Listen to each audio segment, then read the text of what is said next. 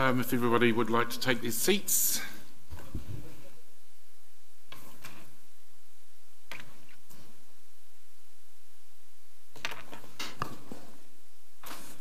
No mai haere mai kia Operations and Monitoring Committee. Tēnei ko te June 2018. I just had to remember what 7 was. I'd like to... there are 2 apologies that have been forwarded this morning from Councillor Kent and Mr Stanton from the Lakes Community Board. Would someone like to move those apologies? Also, Mr Waru will be absent today. Mr Waru, okay, thank you, Potoa. Mr Chair, I potentially have to apologise for an early departure. I've got a portfolio meeting at 1:30 at the other end of the CBD. Oh, I think we'll be well and truly finished by 1:30. Thank you. So it's been moved, Councillor Gould, seconded Mr Masani Tule, that the apologies from Councillor Kent, Mr Stanton and Mr Waru be accepted. All those in favour, please say aye. Aye. Against, carried. Next item is declarations of interest. Before going there, there's no media here. There's one member of the public and a couple of members of the public. Welcome to you all, and advising that the meeting has been live streamed, and I understand these meetings are quite popular live streaming, but also people go to the website after the meeting and look at it later on, so welcome to those people who are viewing online. Just with regard to mobile phones, please turn off mobile phones, store them away during the meeting. We will take breaks if we need to. Our first break will be at 11 o'clock. Okay, yes, Your Worship. Geez, Mr Chair, if we are missing some members, I see that the Chair of the Rural Board is sitting in the... Can she not come to the table? No, she doesn't want to. Right. Just feels rather odd. Yeah, okay. Yes, Councillor Maxwell? Can I ask, and so any of the apologies that we have there are, because I like what the Worship the Mayor and the Council have brought in, if they're away on council business. Substitute. So is Councillor Kent or anyone there away on council business? Yeah, I don't know. I think we have to run with what the Local Government Act and Standing Orders state. I don't think they can have substitutions, but I'll get staff to check that out. Councillor Donaldson? I think, however, following up on Her Worship's point, Mr Chair, it might be a nice thing to put under in attendance that Mrs Trumper is here as Chair of the Rural Community Board, under the in attendance.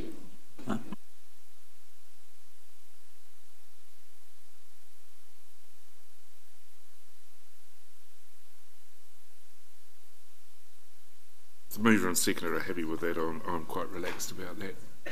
Okay, we now move to declarations of interest. If members need to, as it says, stand aside from decision making where there is a conflict, whether it's perceived or real. Does anyone have a declaration of interest they wish to declare? Thank you. Oh, Councillor Tapsell. Thank you, Mr Chair. And it doesn't affect my ability to vote or anything, but just wanted to note that the manager of Te Taumato Ngāti Whakaue is my mother, Rowana Bennett, who's been in discussion with Council regarding the Homeless Action Plan. So just noting that.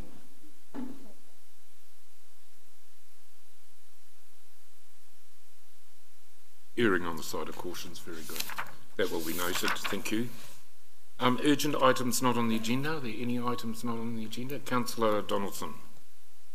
Thank you, Mr Chair. I'd like to raise the item of the email that all councillors got from the Office of the Auditor General, and I'd like to put a motion regarding that communication from that office. That's the one regarding the council payment of legal fees connected with opposing a petition under the Local Government Act? Was that That's correct, Mr Chair. And the motion that I've already given to the committee clerk is that the Office of the Auditor General report entitled Council Payment of Legal Fees connected with opposing a petition under the Local Electoral Act be tabled and noted. Okay. With the committee's indulgence, I'd like to handle that now and get it out of the way, rather than leave it to the end of the meeting. So if you'd like to move that way, Councillor Donaldson, and I have a seconder who worshipped the Mayor. You want to speak to your motion, Councillor Donaldson? Well, just my reason for asking for it to be tabled is that when the original complaint was made, there was comment by the complainant in the media, and I understand also that this report has already found its way, the response from the office has already found its way to the media. So I think it's appropriate that elected members are able to note the response, and if they wish to, comment on it and raise any questions.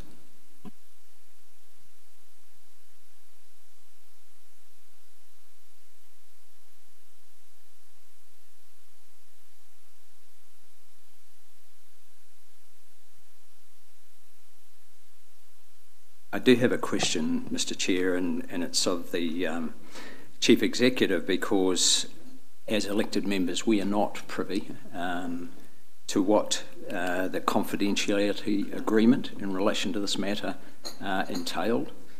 So can I ask, what is the current status of that confidentiality agreement? So through the Chair, we have recently reaffirmed our view that the confidentiality agreement continues to be in place. If I can just give a little bit of background to that, you'll recall, and it's certainly outlined also in the letter from the Auditor General, that confidentiality agreement came about as a result of Mr McPherson approaching the remaining parties to the court action, and that ended with his filing a discontinuance, bringing the matter supposedly to an end. What I would say, though, is that whilst our view is that the confidentiality agreement remains in force, the recent 14th of March media publication, which I believe resulted from a media release from Mr McPherson, I would suggest is ethically, if not arguably legally, a further breach of that agreement.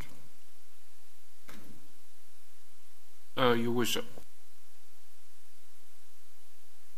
To this, because we sat through that court case and we left it and thought it was a full and final decision, but clearly through this action, through the Office of the Auditor General, nothing's full and final with this individual in particular. And I'm really concerned about the costs that this has incurred for our organisation to date. And I wish to seek what costs have been related to all of the legal costs surrounding not only that case, but now the Auditor General. And it's never really been put on the public record. And I find this simply astonishing. We left understanding about the confidentiality agreement. We were very clear on that, and we've been very cautious, even in the public interest, not to disclose the confidentiality agreement. But this doesn't seem to go away, and yet here Council is today really being vindicated. I wouldn't say exonerated, but I would say we're definitely being vindicated for a process that, if we go back as councillors around this table, hit us like a bomb after an election outcome. When we were sitting, and we were at that time, if you recall, having workshops about the next generation of Vision 2030, and we got sidelined into a court case, right when we should have been leading a process with the council and Te Tato and the Rural and the Lakes Board about the future of this place. And it was a distraction.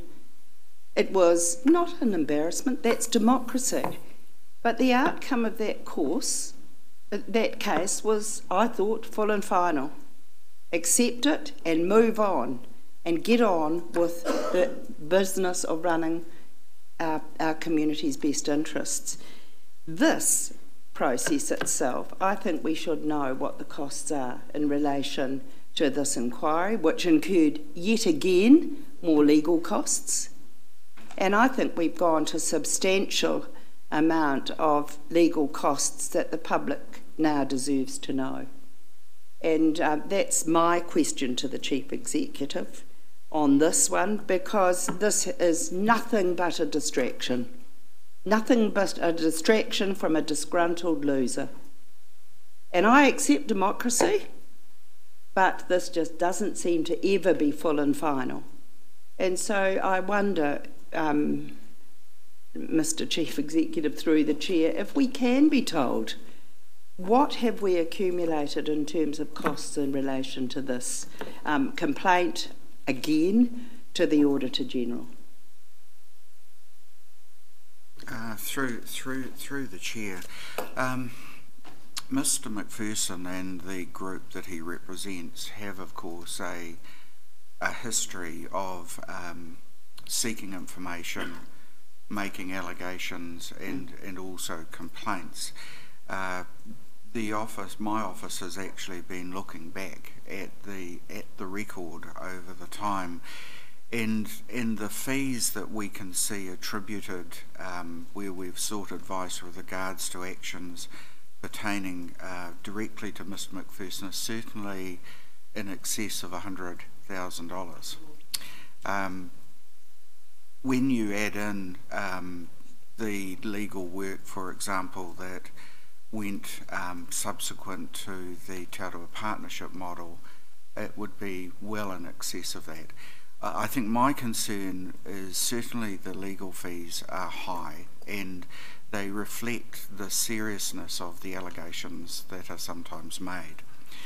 What I would also say, though, is that what sits in behind that cost is many hours of staff work compiling, checking, and ensuring that information and processes are accurate and appropriate, and that work would represent a substantively greater resource allocation than what you see represented in the legal fees alone. So to say that this has been a significant draw on the organisation would be, in my view, an understatement. Answer, but surely someone's costed up the staff time in relation to this, because it adds to this story that is now very clear on the public record and out for the community at last, that there is a moment in time when you say enough is enough, and where do we draw the line, and then just go forward as a council, which is what we want to do. So I would like to know, or I'd like somebody to do some work about the staff costs as well as the legal costs. Oh, Your Worship, in speaking to the report, from my point of view, I'm delighted that this report has come forward simply because it lays to rest that Council did not follow due process. What I was pleased about was that an average member of the public, under the Official Information Act, sought the information on the actual legal costs, because I understood that they were part of the original agreement. And for me, this will never be put to rest until Mr. McPherson, in his litigious environment that he lives in, offered to pay anything towards that $60,000 just for the petition in this instance. I understand he won't, but I don't know, and what I'm concerned about is ongoing staff time involved in this process, Mr. Chief Executive Officer. But as far as I'm concerned, this vindicates Council, and it states that we followed due process, that we covered all bases. What he was trying to do was pin the fact that Council had not done the correct process, that we hadn't agreed to pay legal expenses for our only employee, which is the Chief Executive Officer, which the Office of the Auditor General now vindicates we have done it correctly and properly. What I am concerned about as a custodian of ratepayers' money is that this man and his organisation continue to cost ratepayers' money, and just to put you know, a value on that with this case, the Te Arawa Standing Committee case and other cases, and the time. I believe this gentleman has cost us nearly $500,000 in staff time, legal costs, all that sorts of things. I mean, he's entitled to do that in terms of a democracy, but I mean, when does it become enough is enough? Any further speakers? Councillor Tapsell. Thank you, Mr. Chair, and I would like to fully support what Councillor Donaldson and the Mayor has brought to the table, and also like to add to the question, how many payments have we made? Because in this report that we've had, it only says 2 payments for that particular topic. I'm interested in not only the cost, but how many times we have had to do this, because therein lies the serious concern that this is not only the first time, this is not only the second time, this is an ongoing concern. And my serious concern about this is that it's costing public money for what appears to be a personal campaign for someone who just seems to be unhappy with absolutely everything we do, regardless of how much our community are supporting us. So I would very much like to have those questions answered and returned to us in due time, but also because it's not only us as elected representatives, this is now the public that is calling upon information on just how much he's costing us, and we have serious issues happening in our community for our families, for our residents. His personal campaign is really not a priority for us, so I would be very pleased for us to be able to put this to bed and move forward. If the mover and seconder of the motion are happy, we could put an addendum to that report back on the costs as you have raised. Councillor Tapsell, are you quite happy with that? Okay, so can you put something in there for us, Hilda, that the Chief Executive Officer will guide you. Councillor Gould. Mr. Chair, question with the recommendation, with the submission up there. When you put the report entitled Council Payment of Legal Fees, and you've got the word tabled as well, does that mean that the letter from the Auditor General will be included in the minutes of the next council meeting? Thank you. Thank you. Yeah, I'd like to support very much what my colleagues have said, and the criticism levelled at this council for costs, and in particular my portfolio for the inner city. We've spent more money on legal fees and staff costs than all of the artworks that have been heavily criticised for our intersection upgrades, than all of the community-driven projects that this council has been doing over the past 5 years. And this criticism about how much we're spending on one hand, while racking up legal fees for this council, including all the staff time on the other, has simply got to stop. We cannot tolerate this. This has gone on too long. This is a man who has a personal vendetta, and I support my colleagues in that. It's pretty obvious to anybody that this is not about the community at large, because if you ask the community at large, they're very happy with what we're doing. We've made significant changes. Our community moved from a state of despair to hope, and this man and his group has continued to belittle and to undermine the very good work that our community is doing and that is widely supported. So I, for one, think that it's time that the rest of the community actually call a stop to this going on, because really we've all had enough. So I fully support the motion on the table. So, Councillor Rotorua-Tate. Yes, thank you, Mr. Chair. Yes, I'd like to support the Mayor and just say I feel I'd like to know what this is costing, and I want that out in the public domain.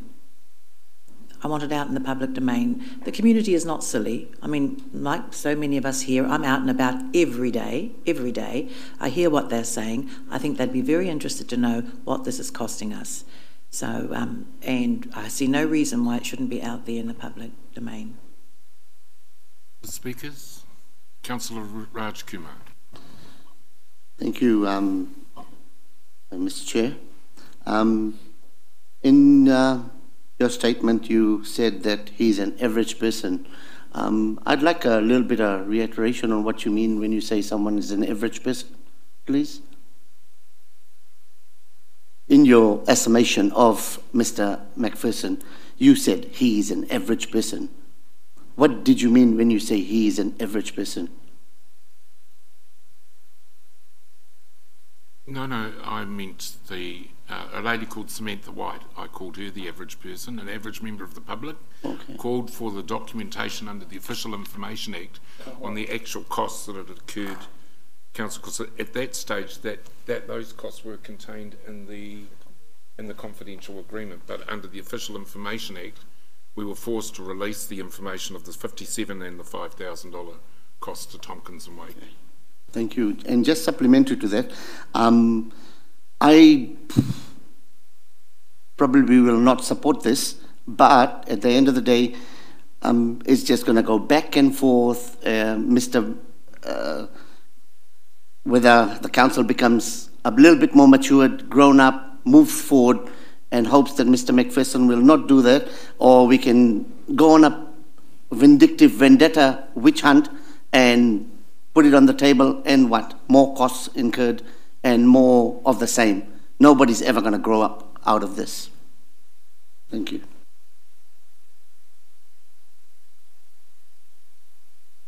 I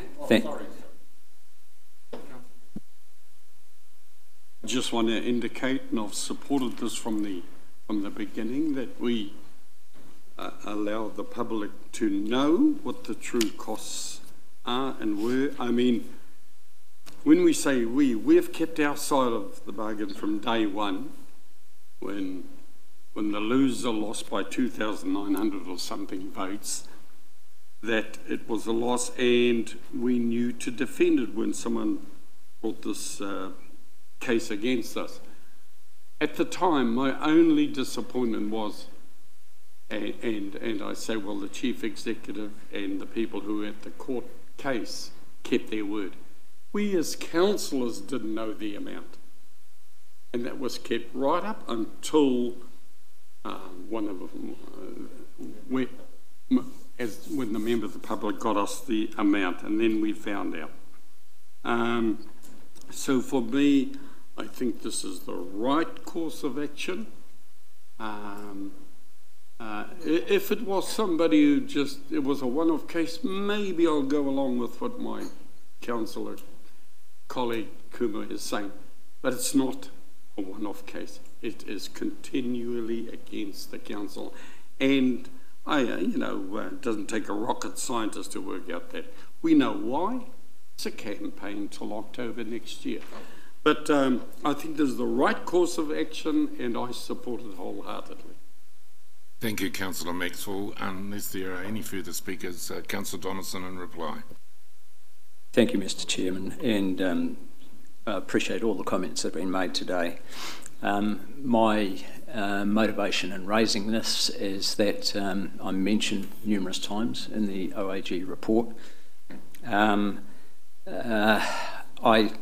I take note of what Councillor Kumar says about this matter going back and forth, but the reality is that the complainant saw fit to comment in the media and raise a whole lot of questions at the time of lodging the complaint. And so I think it is important in terms of transparency that the council's actions are there on the public record, and that councillors have been able to make their comments known in this forum. So thank you. I'm happy to proceed with a vote on the matter. It's been moved, Councillor Donaldson, seconded Mayor Chadwick, that the Office of Auditor General report entitled Council Payment of Legal Fees Connected with Opposing a Petition under the Local Government Act to be tabled and noted. I think the date of that report should be in there too, dated the 5th of June 2018, that an itemised list be provided to Council on the legal and other costs incurred by Mr McPherson's actions. It's been moved, Councillor Donaldson, seconded, Her Worship the Mayor. All those in favour, please say aye. Aye. Against? Carried. Abstain?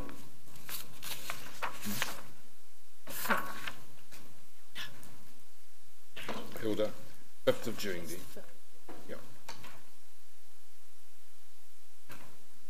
Thank you. Moving on. There were no other items of urgent business to be tabled. Mr. Chief Executive. the operational report. CCOs. Thomas is sick at someone speak to the finance report. CCOs. Be quite happy. Okay. A little bit between them, just that sort of stuff. So it would be good if we can bring the CCOs forward. Of the agenda, because unfortunately Thomas Collet's not well today, and we're trying to position the person to be able to answer any questions regarding his PowerPoint presentation on page 11. So what I'd like to do is go to page 15 if you could, and we'll go straight to the operational and financial updates for the council-controlled organisations. First I have Infracore Limited, that's Tim Hammond and John McRae on page 16. If you'd like to come forward, please. And in your report, you've received a copy of the quarterly review update. Gentlemen, I've got 10 minutes. If you give us an overview, any highlights, and be able to answer any questions. But certainly, councillors have read your report. Thank you and welcome, Tim. Welcome, John. Good to see you here. Morena. I'll just start off with a quick high-level process of where we're up to, and then I'm going to hand over to Tim to get into the more of the detail. I guess at a high level, you know, at the onset of this year, we started off with a view, even though we're a not-for-profit organisation, we set out to make a small margin for the organisation.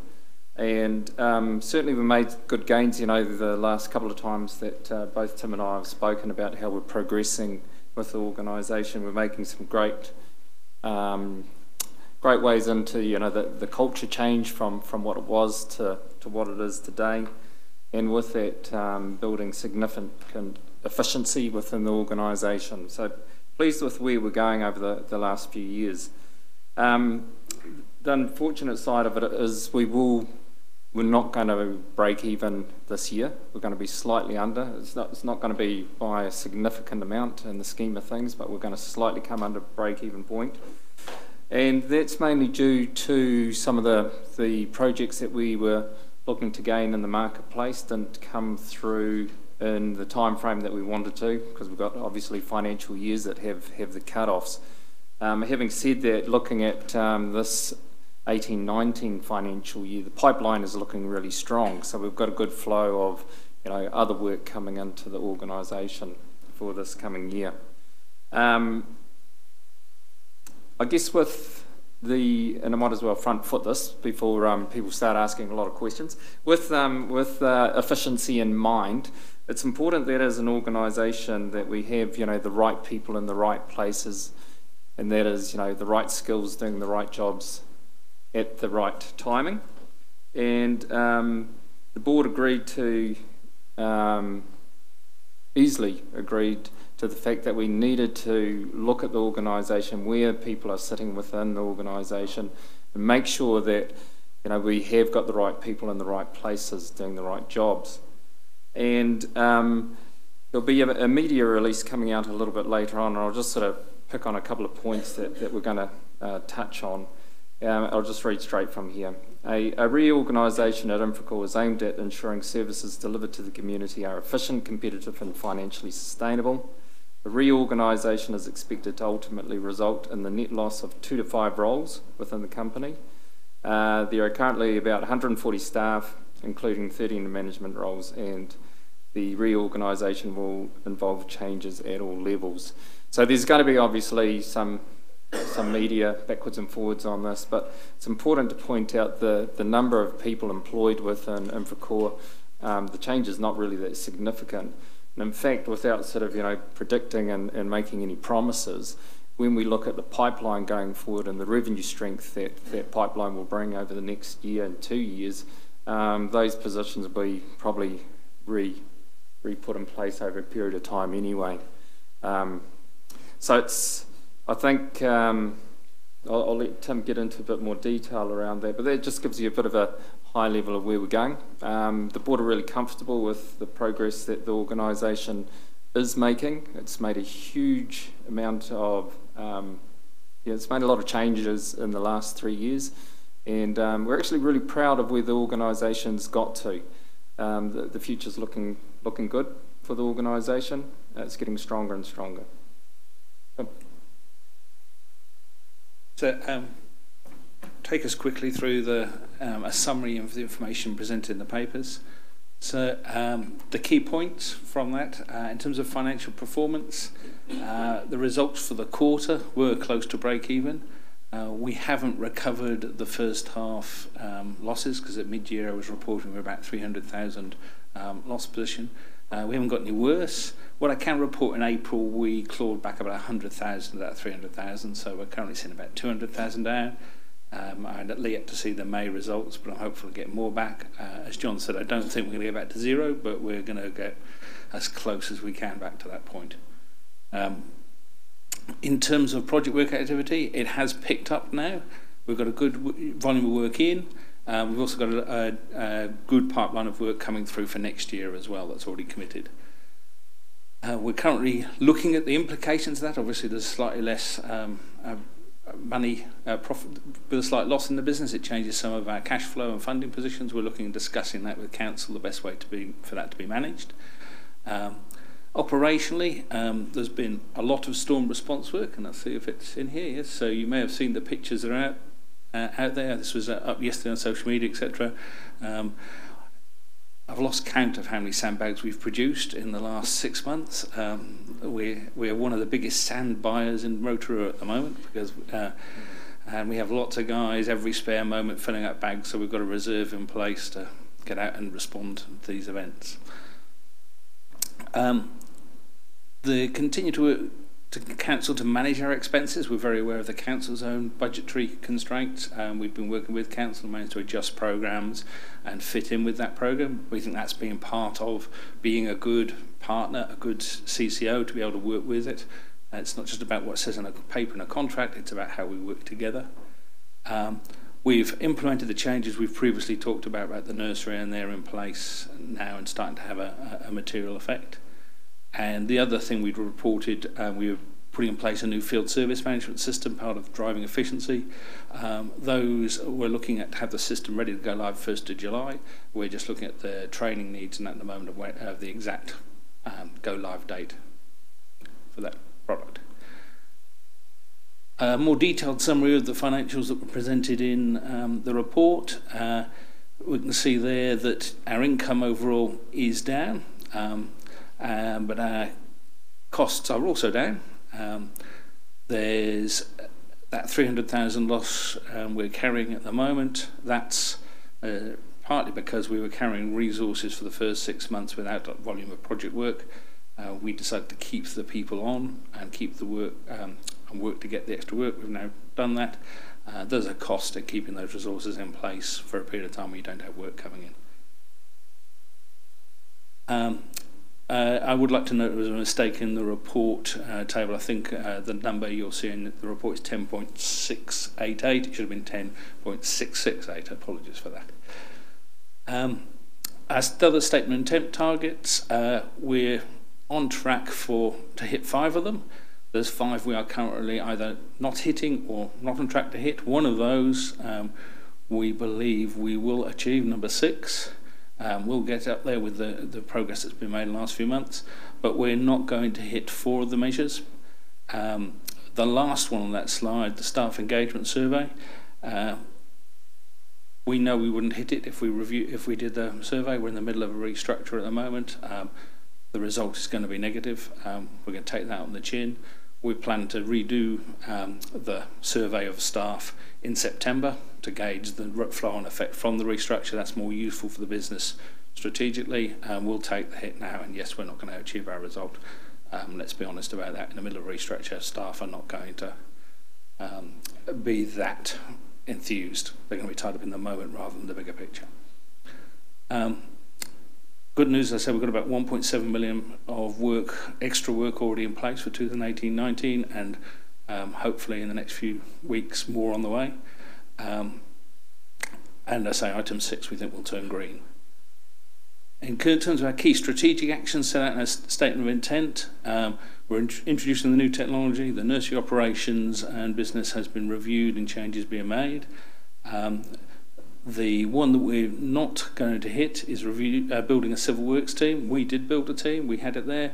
Part of the restructure, that work's dried up, so we've had to downsize that and back it out. So we haven't failed because we couldn't do it, we failed because we chose to change direction through the middle of the year.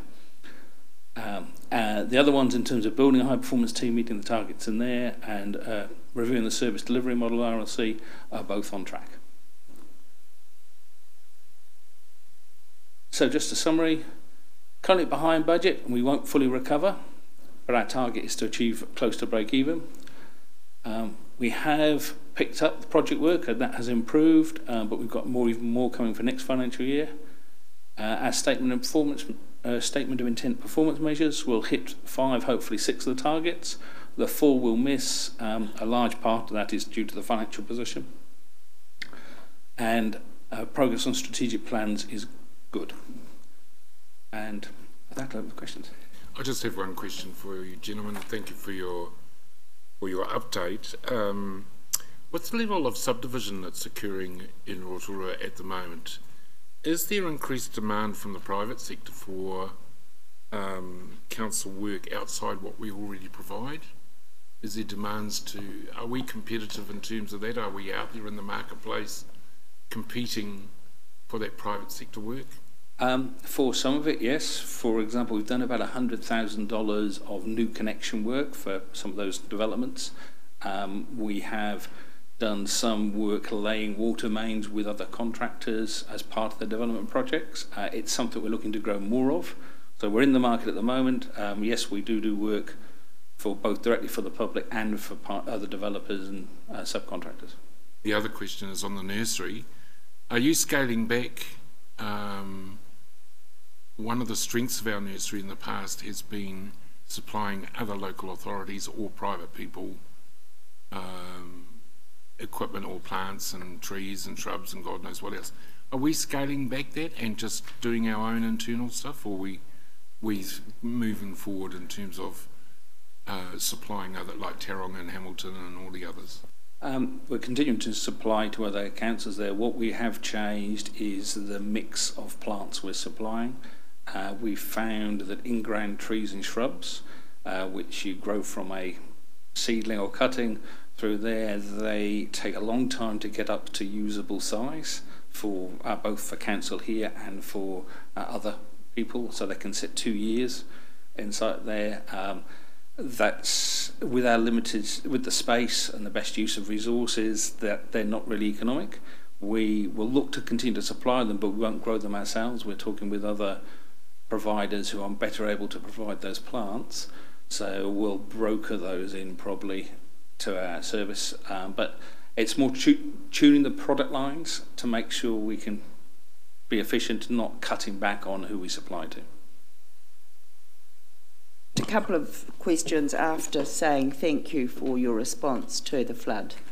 I was incredibly proud when we went out and about. The Infracore team were everywhere, so there were no questions asked about costs they were in, and I know we're going to see that reflected in the next quarter report, but that's the sort of community response that I was very, very proud of. So thank you, and please pass that on to the team, because they're actually not there at the emergency operating centre or the ongoing operating centre in the response phase. They're linked, but thank you for that. But the question for me was also about the capability that I saw there, and sadly the impact of climate change and the wider region.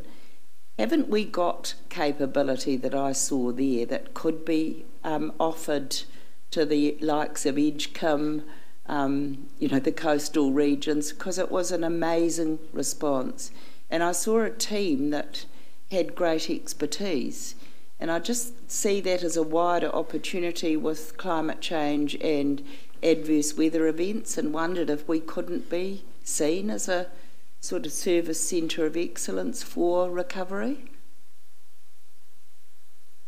It's not something we promote or market as such, but in the case of the likes of Edgecombe, we did send crew over there to work with them and lay water mains. Their guys had worked 48 hours straight.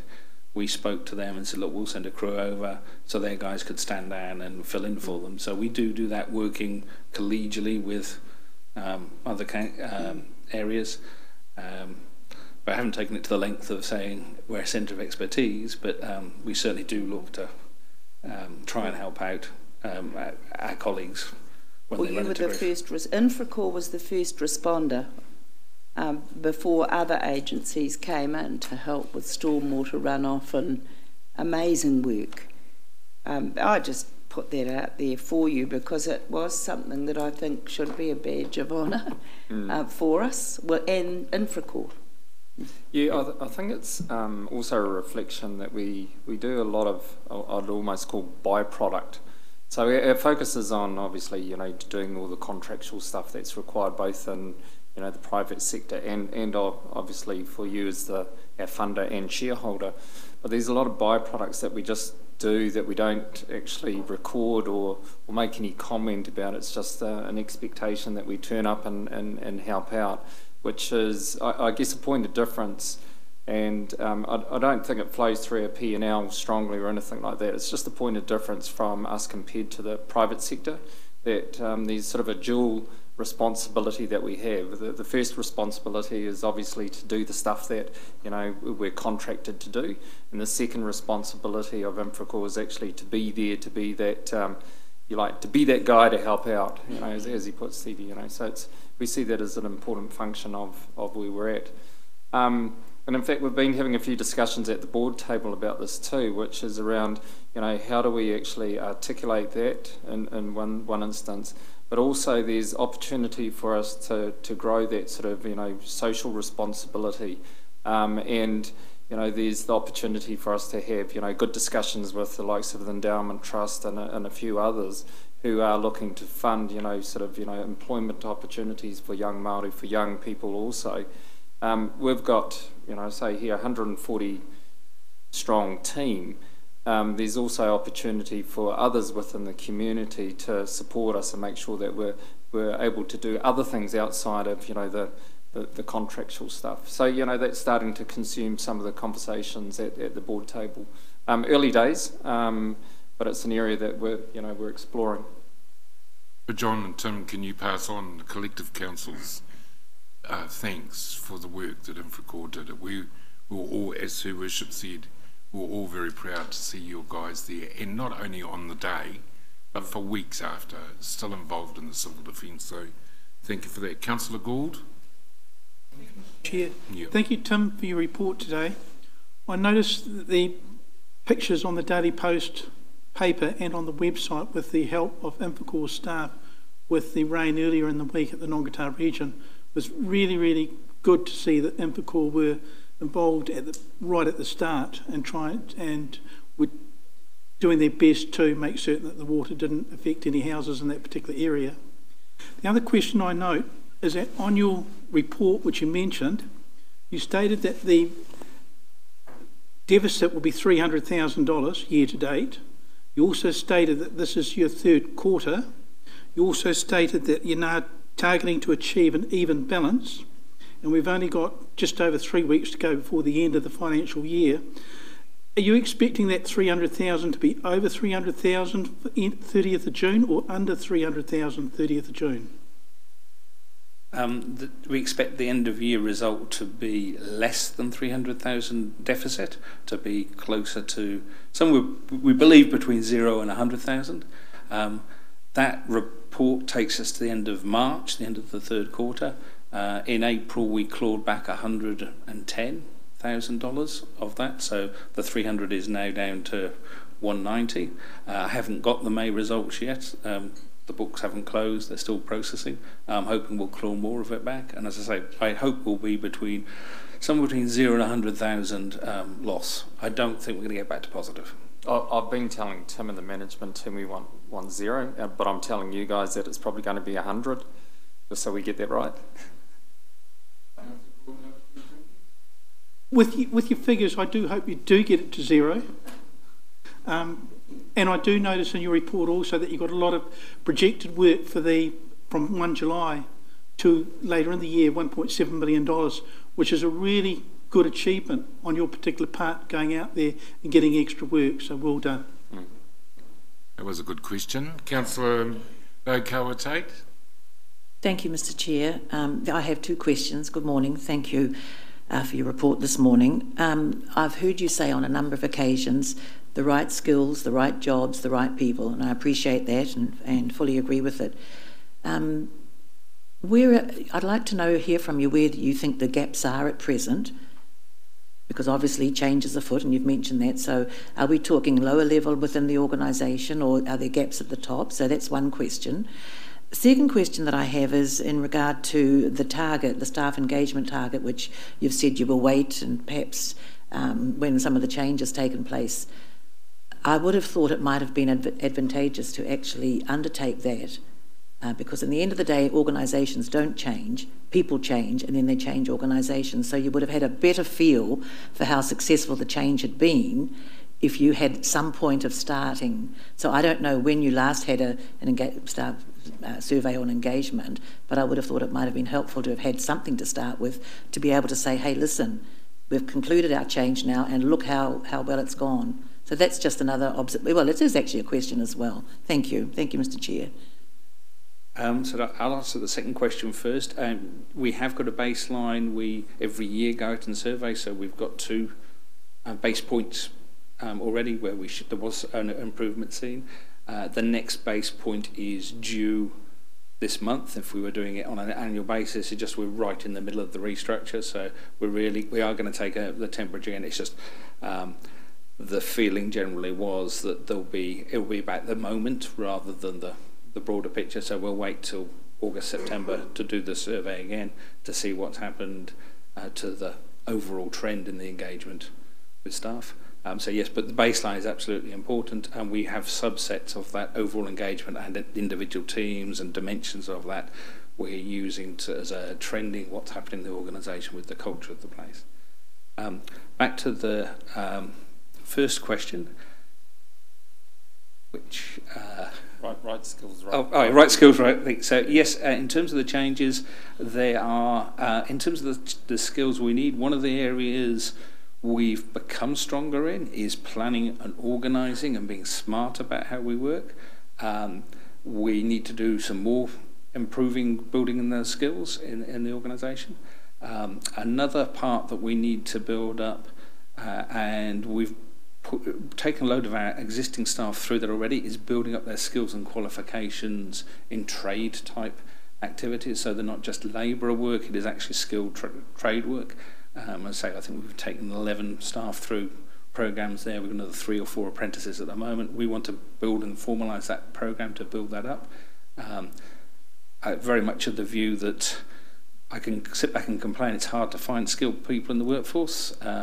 Complaining is not going to do anything about it. We need to do something to build them up ourselves. So that's part of it. Our biggest issue at the moment probably is the mix of skills and where they're distributed.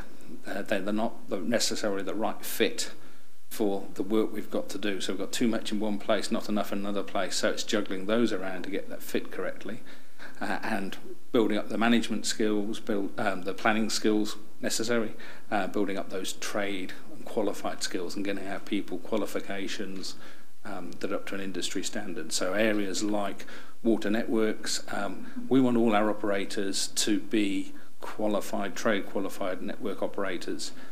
We'll be one of the first districts in the country who achieves that. We're already amongst one of the top there with the number of staff we have taken through those trade qualifications.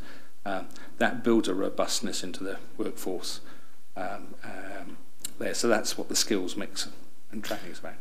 Okay, I'm mindful of time. You've had 20 minutes already. I've got Councillor Hunt and Councillor Kumar, then I want to move on. Councillor Hunt? It's just, thank you, John and Tim. It's really about the social aspect of what you've been doing. And while this is a financial review, I'm very interested in having that reported to us. And my question really is, will that come in the annual report, or will that be part of the quarterly report? And I think it's also important when you look at, obviously, the hours and the staff and the costing that you can put around that as a non-cash attribute in that sense, but also the fact that not only our own district but also the wider Bay of Plenty, when you have sent teams out, because I think that gives a fuller picture for our community of different to the other CCOs we have, which simply do report on the financial. We do expect, as does our community, that social content. So it's really about whether it'll be an annual report or can you put it in the quarterly for us. Ideally what we want to do is, well, we're not going to be able to do a lot in the quarterly reports this year because I think it's taken us a little while to just understand what we are providing on a day-to-day basis in terms of that sort of, byproduct service, as I labelled it before. What we have talked about doing is a couple of things though. Is one, building it into a statement of intent with you to sort of highlight, that this is the area that we are focusing on, and it's not just a byproduct anymore, it's actually a focus point for us and the board.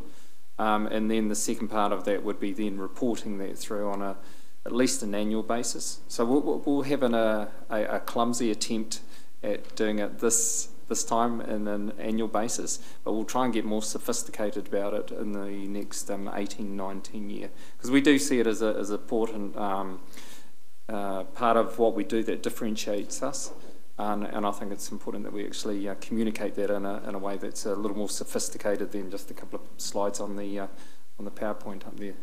I'm pleased to hear that, John, because as a former chairman of Parks and Reserves years ago, we did have a strong social component at Castle Corp and at the nursery. The nursery, we used to bring on an apprentice every year, and they did the picking and the growing on of the trees that are in stock now, that have been there for, some of them have been there 10, 20 years. But that was the byproduct of that social component. So I'm pleased to hear that will be addressed. Councillor Kumar, and then I'll relent to Mr.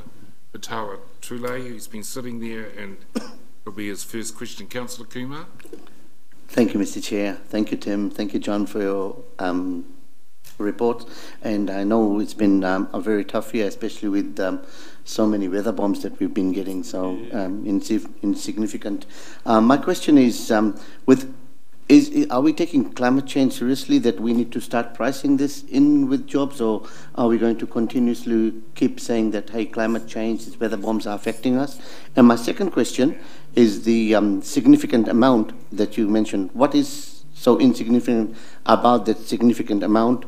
And as a result of this incapability to meet budget, will there be a change in personnel and expertise at corporate level leadership? Just before I'll get the CEO to comment, because we've already covered this in terms of the reporting on climate change. So I think through the chair, Councillor Kumar, as you're aware, we're undertaking a review of the Nongataha flood situation at the moment. The purpose of that review is to ascertain where we need to move in the future with regards to resilience of infrastructure, and I think it is actually that sits with the organisation at this point to actually look at our policy settings rather than actually expecting Infracorp to make a response to that. Aotawa, the Saini Tuli question. Yeah, Mr. Chair, kia ora kōrua. Awesome report. My question is more around the culture change and morale. With reorganisation, how are the long-term staff affected by this reorganisation? It's fair to say, it is stressful for all the staff. There are some elements of the long-time staff who are perhaps finding it more stressful than others, because they've set in their way, established in their ways. There are some staff who, given the change and the opportunity, as part of the change process, when there is significant change for an individual, there are options we can set out for them. We have had some of our long-term staff come to us and say, look, would it be possible for me to take a redundancy or retire as part of this process? So there's a couple of staff we're working through on that at the moment as part of that process. So yeah, it's some of the long-term staff are seeing it as a time to move on. Other staff are saying, okay, adapt, what do I need to do, and looking at their options around that there. But yeah, it does have an impact, this change. It is quite stressful for the people, and that's what we're trying to work through and support people in that process. We've just been through a month-long consultation with all the staff on the restructuring. A lot of good feedback, a lot of input from staff. That's helped shape what we've done, but that doesn't take away the fact that it is a difficult change for people. Do you do exit interviews? Yes, we do. Yep, we do exit interviews as our staff our leave, and we take that information and look at what that means for the way we operate, for their line managers, for our processes, all those sort of things. Well, just one final question I've got. In my knowledge of Castle Corp and now Infracore, there are a lot of people who have institutional knowledge, who may not necessarily have the paper to say that I'm a qualified water guy, but have been there for years and years and years and know what they're doing and can be relied on to perform. Are they being targeted to get a bit of paper? Because having a piece of paper isn't necessarily the practical way of engaging those types of people. So I just wondered whether that was your focus. It's part of the overall process. So of those individuals who've got their papers this year, 9 of them have gone through a program that's for exactly those people who've worked in the industry for years. They've done it all. So what they do, they've built up a folder of evidence that then goes out to external assessors. They get interviewed and they get to tell their story and prove their knowledge that they've accumulated over many years, and that gets converted into a qualification. That's been a when we initially talked to it, they were very worried about having to sit exams and do that sort of thing, but it's actually been a human process, and all 9 of those people have now completed their qualifications. Excellent. Thank you, Tim and John, for your presentation this morning. We always enjoy being updated because you're at the coalface of our core services, and we appreciate the work you do. Thank you. I'd now like to we'll carry on with the CCO reports while we're on there. So I'll now call on Mark Gibb from the Rotorua Airport Limited. He's up next. Then the Rotorua Economic Development Limited, Michelle Templar. Unfortunately, you'll be disappointed. T-Rex Limited send their apologies and they won't be here today. I knew you'd all be disappointed. Welcome, Mark. Geez, those planes are flying in at all hours. The income must be going up. What's this with the plane coming in at 5 to 9 at night? Last evening? Yeah. Oh, look, it's if anything's coming in late at night, it's usually a medical plane. So we would get sort of 4 to 5 a week that would come through most evenings. So either a medical emergency or organ transfers. Thank you, and look forward to your report, Mark. Welcome. Kia ora, everyone. Look, I just really wanted to cover off a couple of 3 key issues today. Firstly, just to give an update in terms of where we are from a financial perspective. Secondly, to spend a wee bit of time talking about the master plan, and thirdly, touching on the plans for the terminal. The reason why I'm wanting to emphasise and spend a wee bit of time on the terminal is the intention is at the July O&M meeting as we will come forward with a basis around our approach around how we will fund those works, which was consistent with the resolution a number of the councillors are at with the Strategy and Policy Committee meeting last month. So to move forward, again, I suppose the key message here, if we look at the overall metrics for the airport, is one of consistency and consolidation. Year-to-date surplus 564 versus a budget of 10k. The reason for that is threefold. Firstly, we're up about 120k on revenue. Expenses are down by about 300k, so we're managing those fairly aggressively, albeit just as a result of cash flow and sequencing of works. May and June will be heavy expenditure periods for us, and again, based on the way in which the airport is funded, we continue to build cash reserves from a depreciation perspective. So again, all that moves towards, I suppose, that result. Passenger movements again are looking very good at 187k versus 185. So if you took a relative comparison, that's about 5% up on last year. And over the last 3 years, we're running at about 5% growth in terms of passengers. If you look at aligning that against seats that are coming onto the various sectors, the seating capacity lift is around about 6% per annum. So the key message here is growth in passenger numbers is being matched by seating capacity from the airlines. The other critical issue here is in terms of the overall scheduling and sectors. As you will have picked up, the Wellington startup flight was activated again on about the 10th of April. The load factors that are coming through in the general performance on that sector are looking very positive. So Air New Zealand in general terms are very comfortable with that. And again, I would certainly thank all those, certainly around this table, that assisted us and drove that outcome.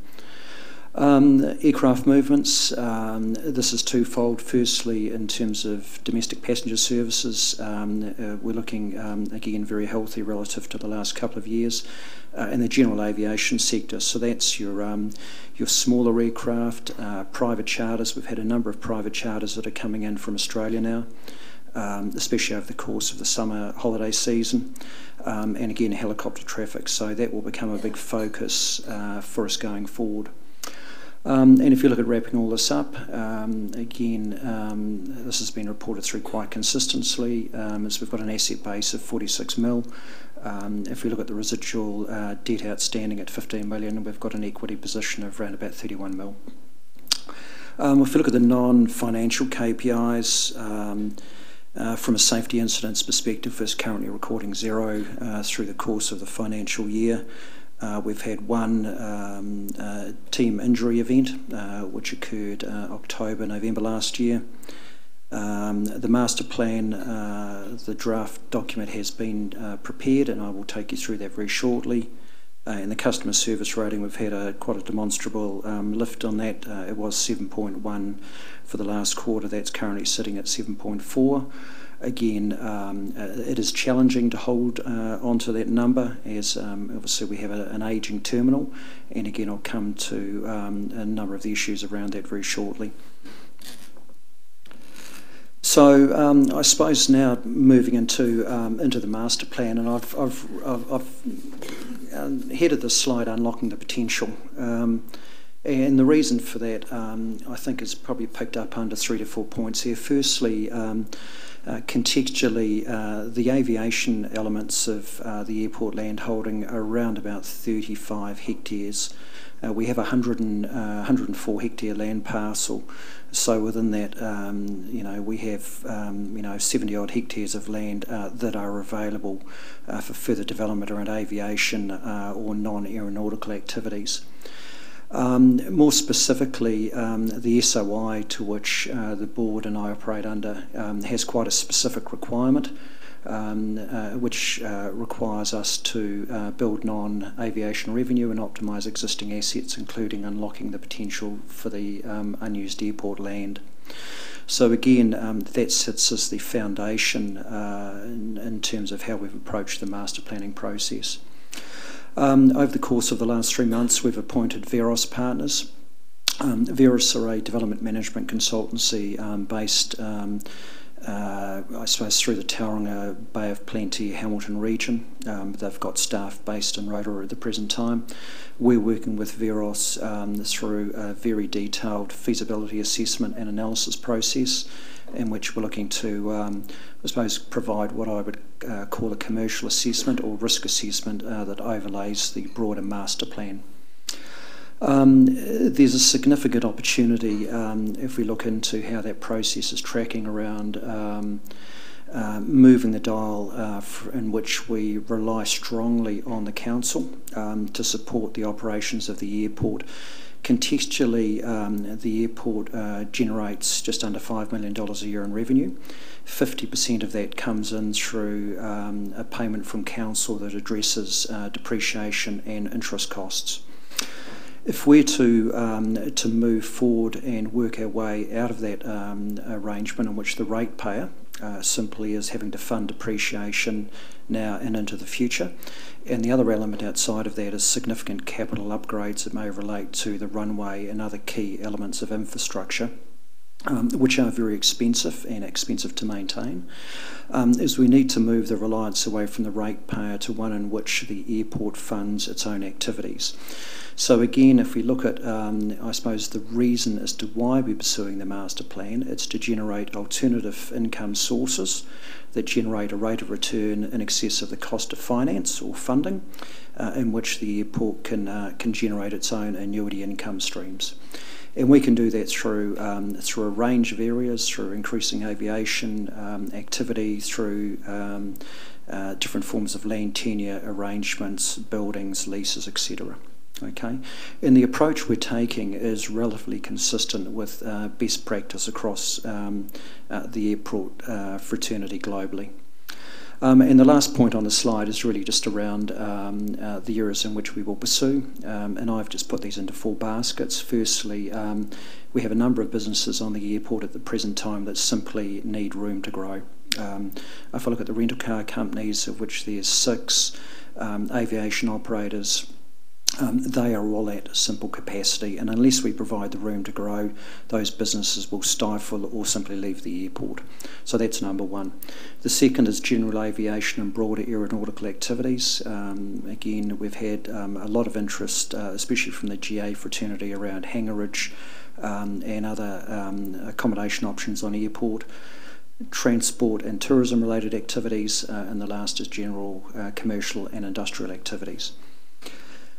So how this all weaves together is we've got 4 key precincts on the plan in front of you. The orange box is the car park adjacent to the current terminal at the present time. But if I just quickly step you through these precincts, the small line of yellow boxes to the northern side of the terminal will be an enhanced general aviation sector. You'll note in front of that it's proposed that there's additional stub taxiways that run through to the main runway. It's unlikely that that would occur at this stage. We have a grass runway that sits in front of those buildings. The intention would be to utilise that more fully, but generally build that sector. To the west, out to the lake edge, we're proposing I suppose a more intensive aviation sector again, which is connected in via a stub taxiway to the main runway.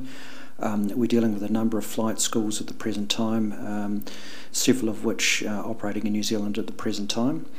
I touched on at the last quarterly update the fact that the airport, if I looked at utilisation of its airspace, currently sits at about 6% utilisation factor, and I base that on about 6,500 flight movements per annum, where at a theoretical level we could be moving over 100,000. If you looked at Hamilton Airport as an example, Hamilton Airport moves 120,000 flight movements a year. The third area is the string of boxes that are highlighted in red and pink.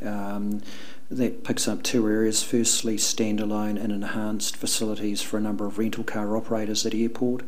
Existing operators such as Volcanic Air, River Rats, etc., again enhanced facilities for them, and a general tidy up of the area in which a number of the helicopters operate out of. And then thirdly, I suppose, a general commercial and industrial precinct. Now, connecting that into the airport, you'll note there, for those that have got a sharp eye, there's a circle or roundabout that's indicated immediately adjacent Eastgate Business Park. Now, from a traffic planning perspective, for those that have tried to leave the airport at peak hour, it can be very difficult getting out. And there are safety issues that go with that. So we are looking forward to working with Council and with NZTA around an approach to bring development of that roundabout forward. Why that's very important for us is the geometry of that roundabout effectively establishes the way in which we build our internal roading network, and we set up a number of the leases within the airport precinct. So pleased to see actually last evening that an invite hit my desk from NZTA to attend a workshop, I think on the 22nd of this month, so it'll be great to get that process underway. I'd just like to touch on a couple of final elements now. Firstly, the fire station. So again, for those that have been out in the last week, it's no longer called the fire station. We're referring to it as the Emergency Operations Centre, and the reason for that effectively is it does a heck of a lot more than simply accommodates fire vehicles. All the safety activities and elements of running an airport are based within the facility. It needs to be very robust seismically and from an overall performance perspective in the event of a crisis. So the EOC is coming along very well. All the frames are stood, and we'll be moving the team back into the first week in September. Lastly, I'd just like to touch on terminal development, redevelopment planning for our future again. So again, there's some key messages I'd just like to put out there with this. And this is really around sharing with you information and our views. It's not addressing the financial elements, which I will do at the next O&M meeting.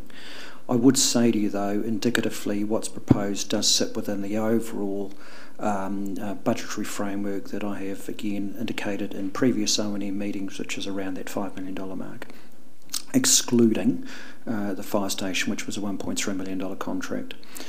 So first key message, I suppose, is again in terms of our SOI, the board and I have a very specific obligation in relation to redevelopment of the original terminal, taking the opportunity to showcase the best of Rotorua, what Rotorua has to offer. Over the last 24 months, we've been through a very extensive phase of consultation with existing operators, stakeholders, civil aviation, aviation security. A number of parties are involved in the whole process of moving passengers back and forth through an airport. A very dedicated and committed architectural and design team. And there's some key elements, I suppose, that have come out of the process, and I'll just quickly step through those now. Firstly, about a third of the building, which is the original part of it that was built in the 60s, has been classified earthquake prone. So, simply speaking, we do not have an option to do nothing. That will need to be addressed. Second point is we're looking at a fairly extensive refurbishment of the existing departures hall, which again, as a point of reference, is the portion of the newer building to the northern end of the terminal, with enhanced retail concessions and passenger facilitation services. We're looking at an airside canopy, so for those that have darted out of the departure gates or the arrival gates, in terms of boarding an aircraft, it can be challenging at times. So in terms of addressing the spirit of overall passenger comfort, we're looking to have an airside canopy developed. A link walkway will connect to the existing departures building to the arrivals building.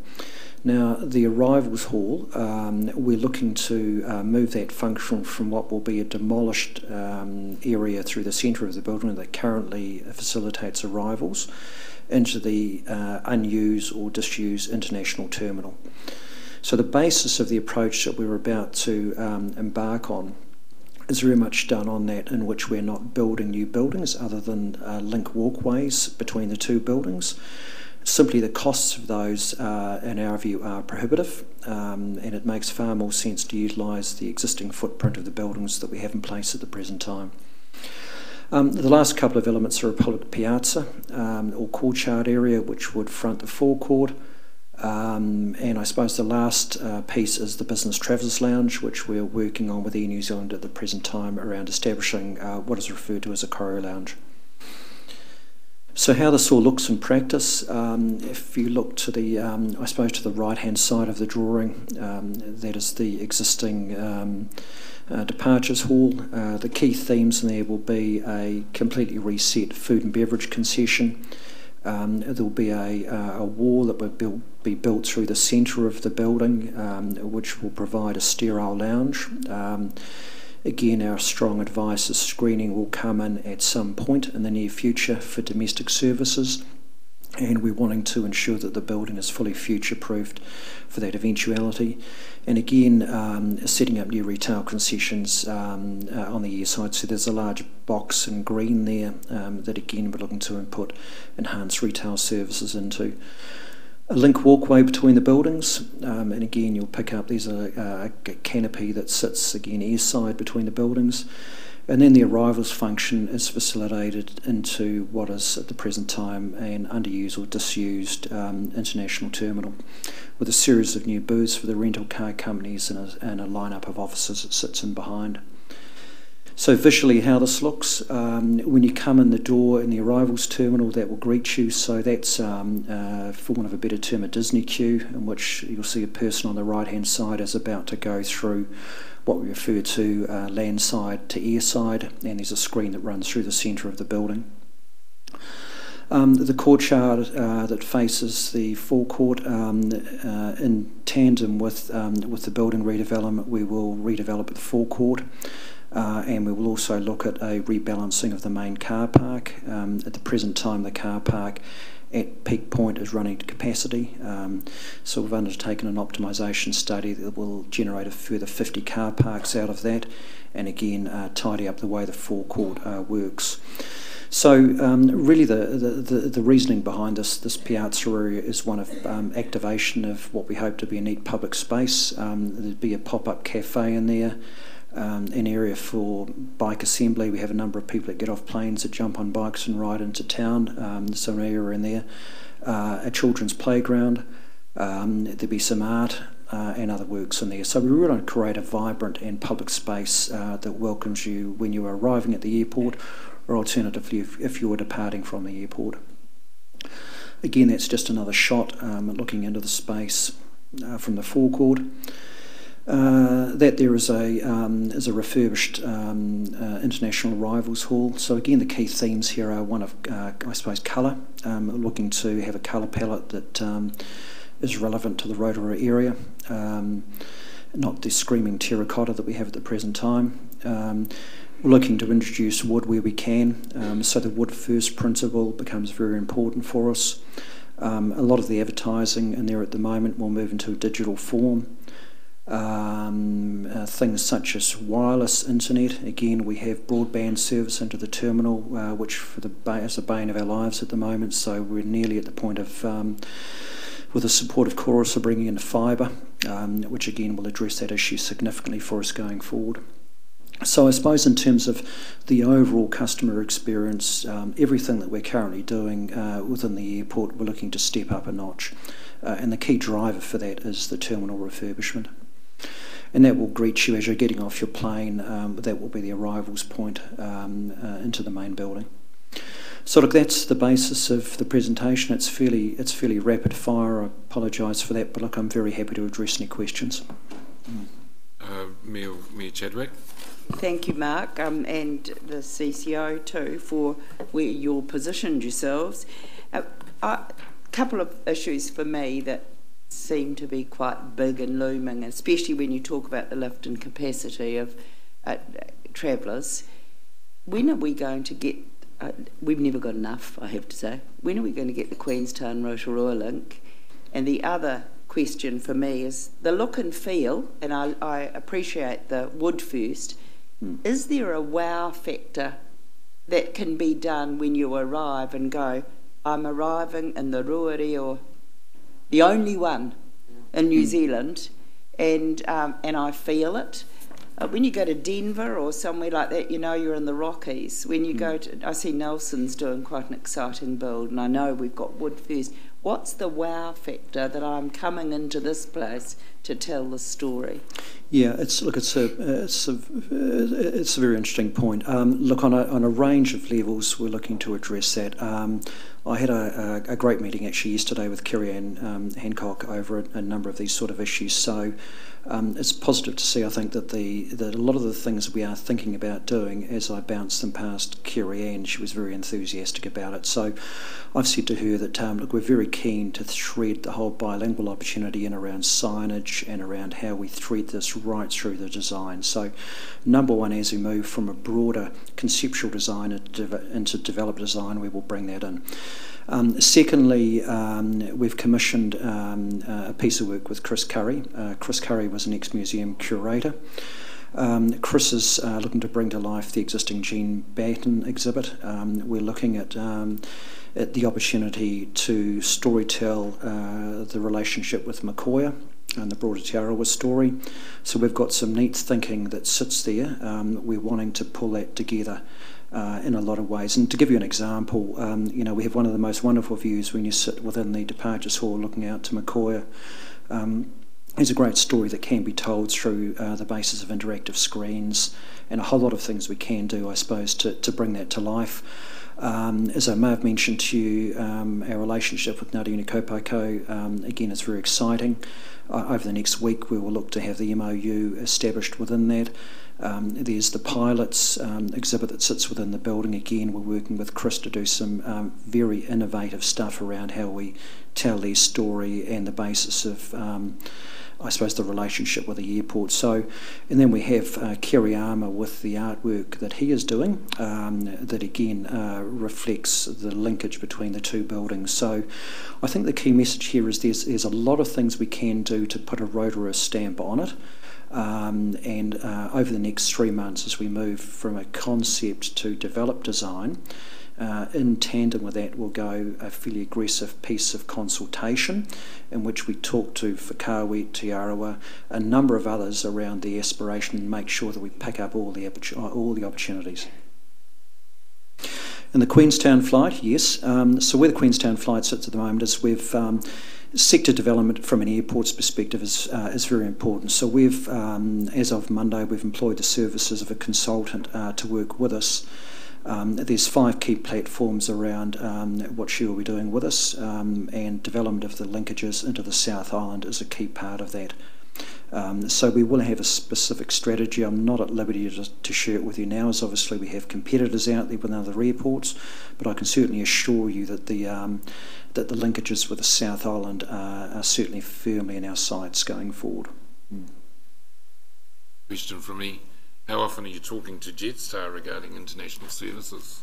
Look, we talked to Jetstar 6 to 7 months ago. I think, look, the reality of the position is at the moment we move 250,000 people. The numbers that we took through over the last 12 months are the highest we've run in the last 10 years. At 250,000 people, I don't personally believe that we're a target for Jetstar. I think our size at the present time is one in which we're not quite there, but look, I'm sure that there will be conversations going forward. Rotorua Pasani Tule. Kia ora, Mr. Chair. Kia ora, Mark. Thank you for your report. I just wanted to reflect on what Worship Mayor said about this, the airport redevelopment. Looks kind of bland. You know, I know it's part of the concept stage, but I think at a concept you try and incorporate the culture right from the beginning. And I don't want to see a repeat of other buildings that just slapped on a teko, had a karakia, and that was it. This thing has to reflect a truly uniquely Māori, uniquely Rotorua place. And at present, it's a joke for those big polystyrene, whatever they're called. And I know that there's been lots of effort, but when visitors visit Rotorua and they come to the airport, bland, and then that picture, more bland. So I really do hope you incorporate the culture and what's uniquely Rotorua about this. I think it's, with the work Kiriyama Tapa is doing, a lot of that does come through. So I've taken you through a fairly high level thumbnail of it.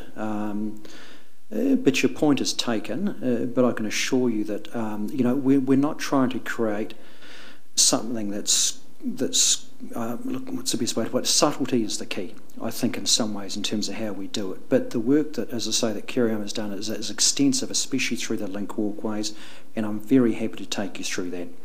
And a question I have, on page 49 with the performance measures, or the budgeted items, could I get an amount going to each of those, like the car park forecourt optimisation review, how much?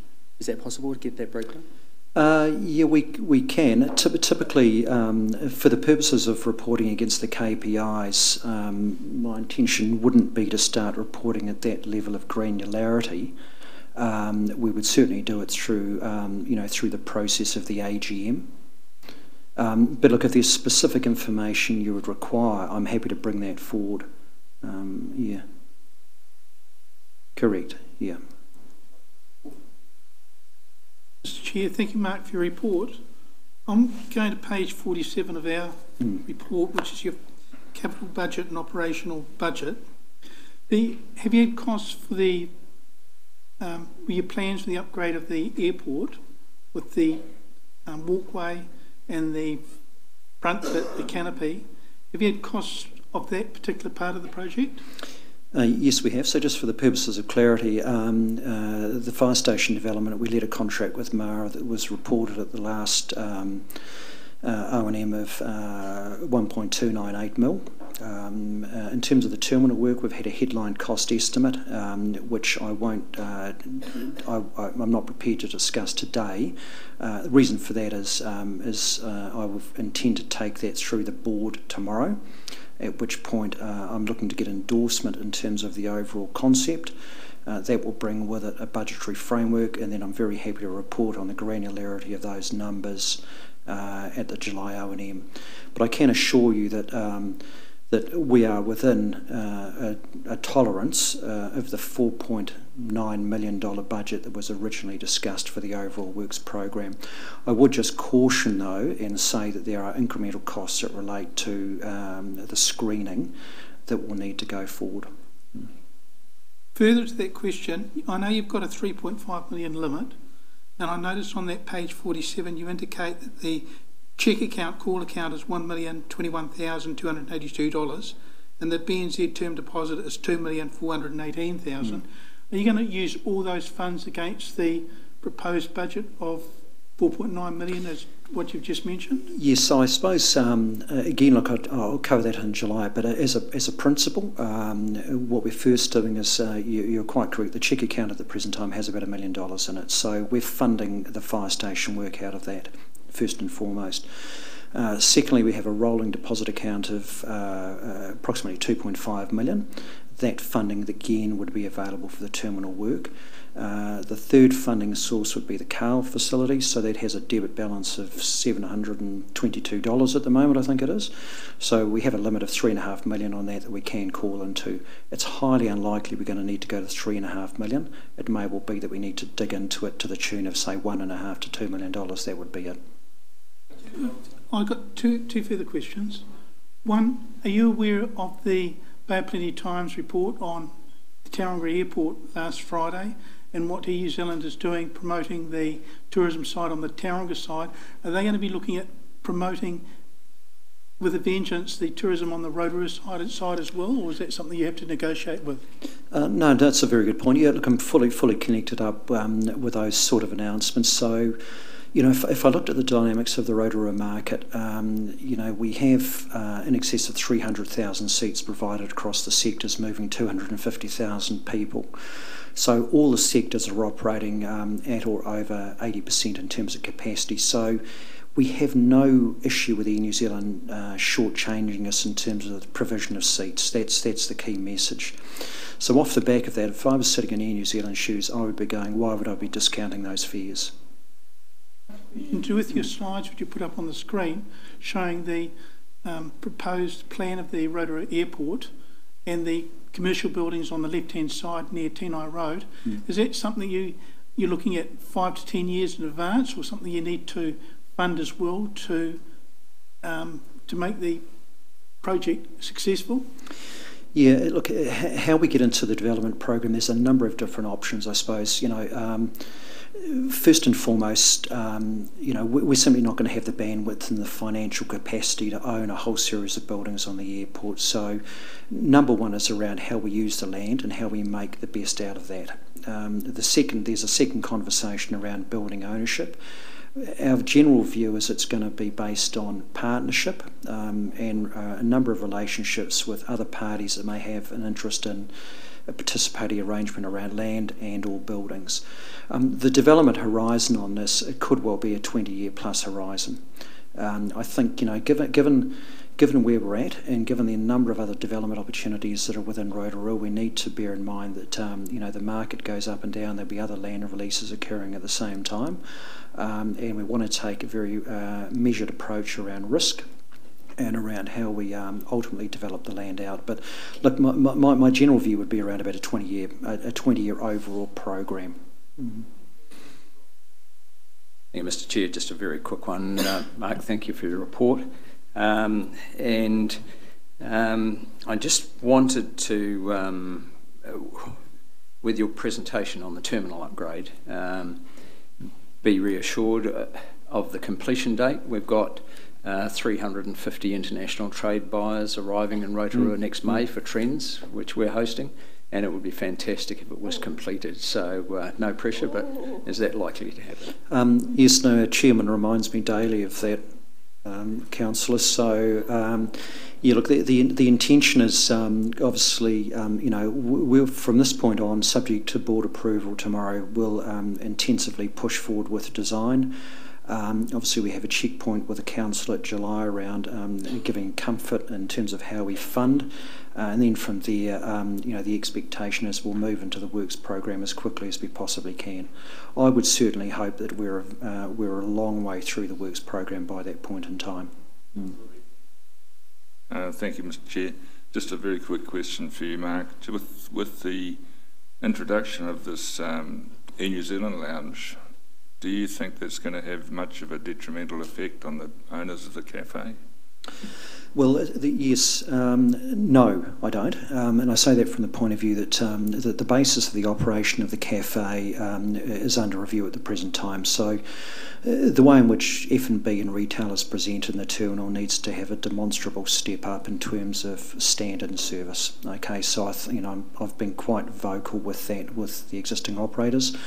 In terms of how that will manifest in relation to the lounge, Air New Zealand have signalled that, given the size and scale of Rotorua, it's unlikely they would have their own staff from there, so that potentially throws up an opportunity for the lounge to be serviced by the cafe also. So in actual fact, it presents a fantastic opportunity for the cafe into the future to not only service the public, the travelling public, but also directly into the lounge.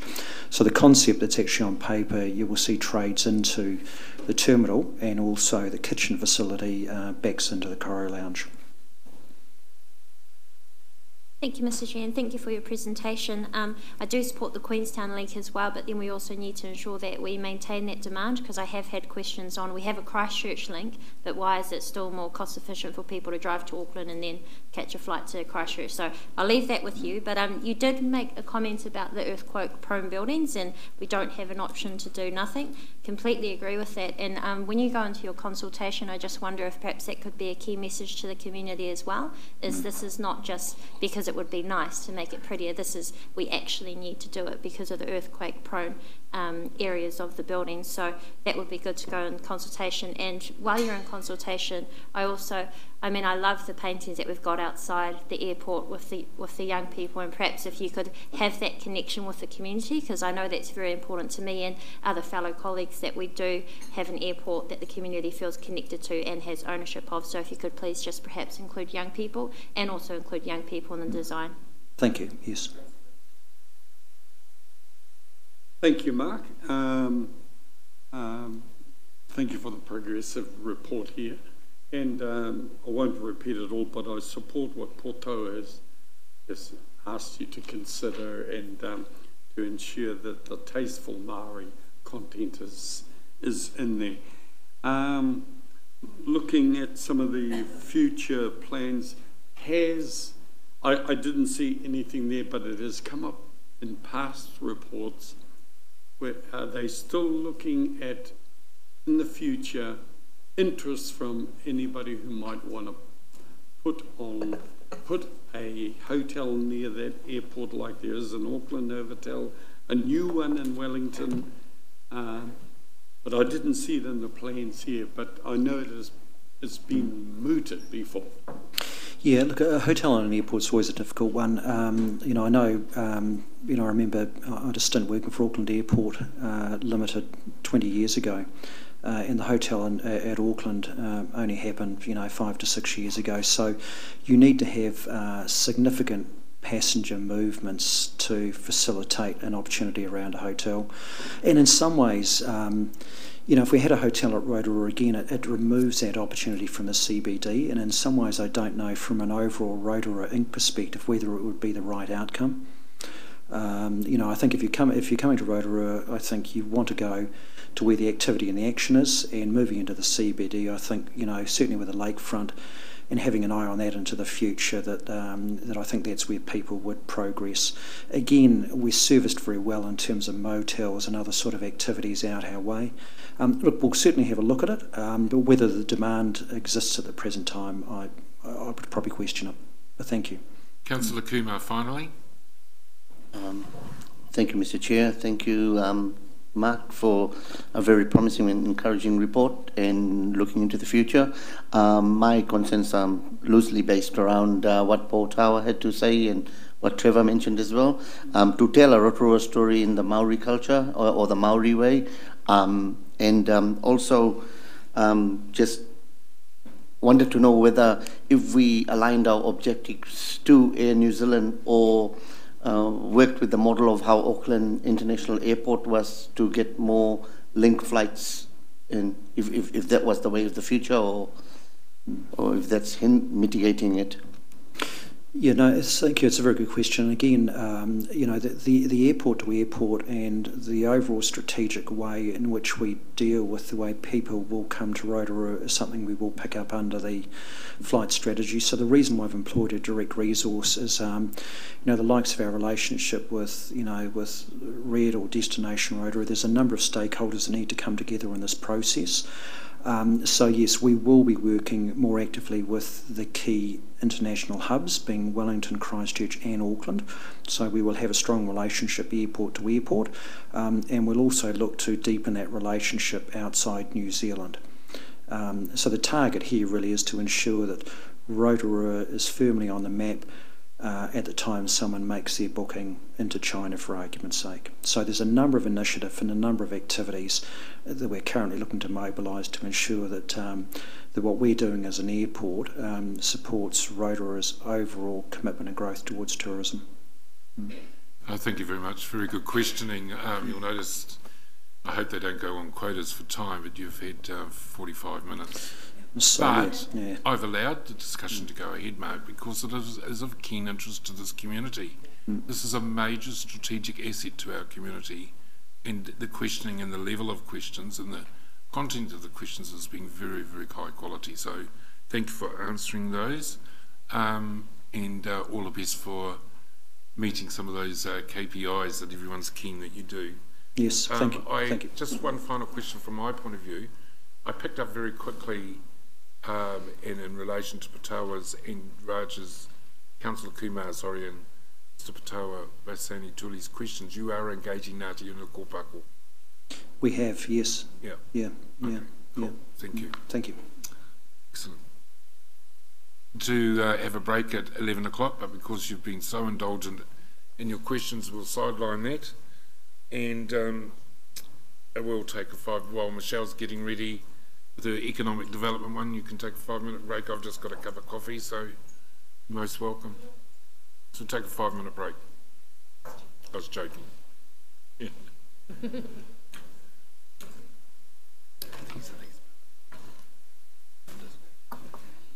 2. 14 pills. Someone's making a lot of it.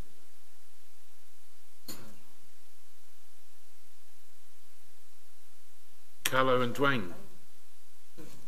You're Carlo and Dwayne? Yep.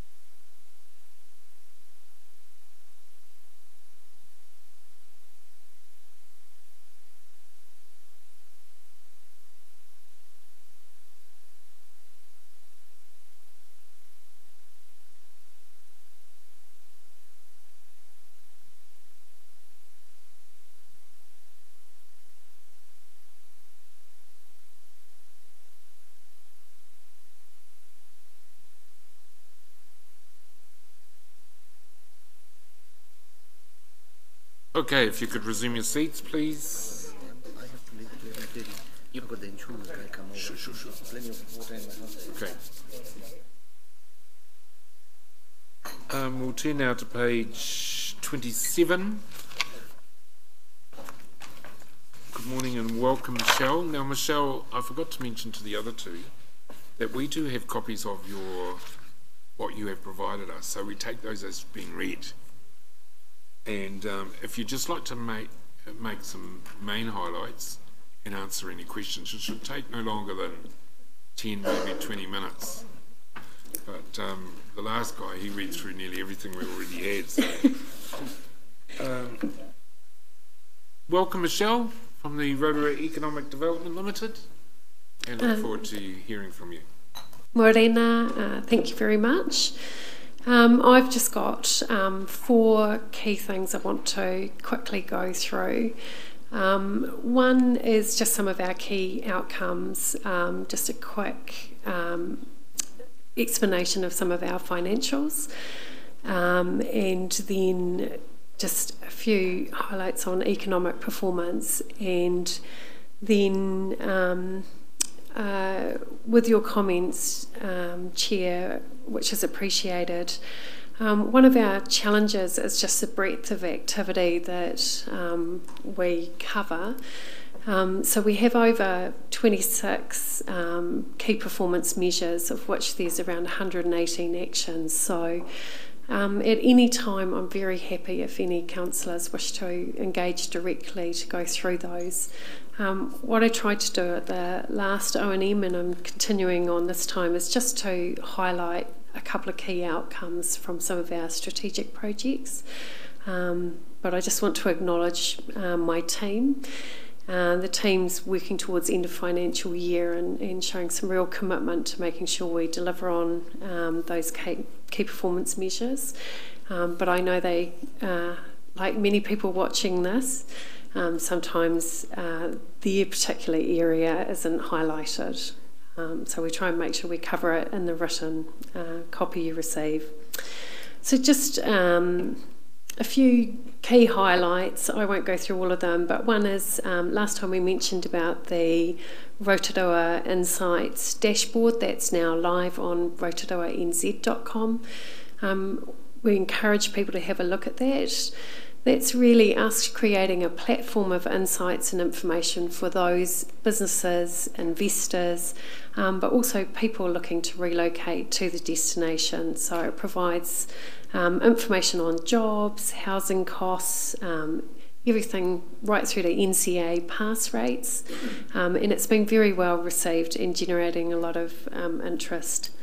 The other one is our Instagram trail map has been completed.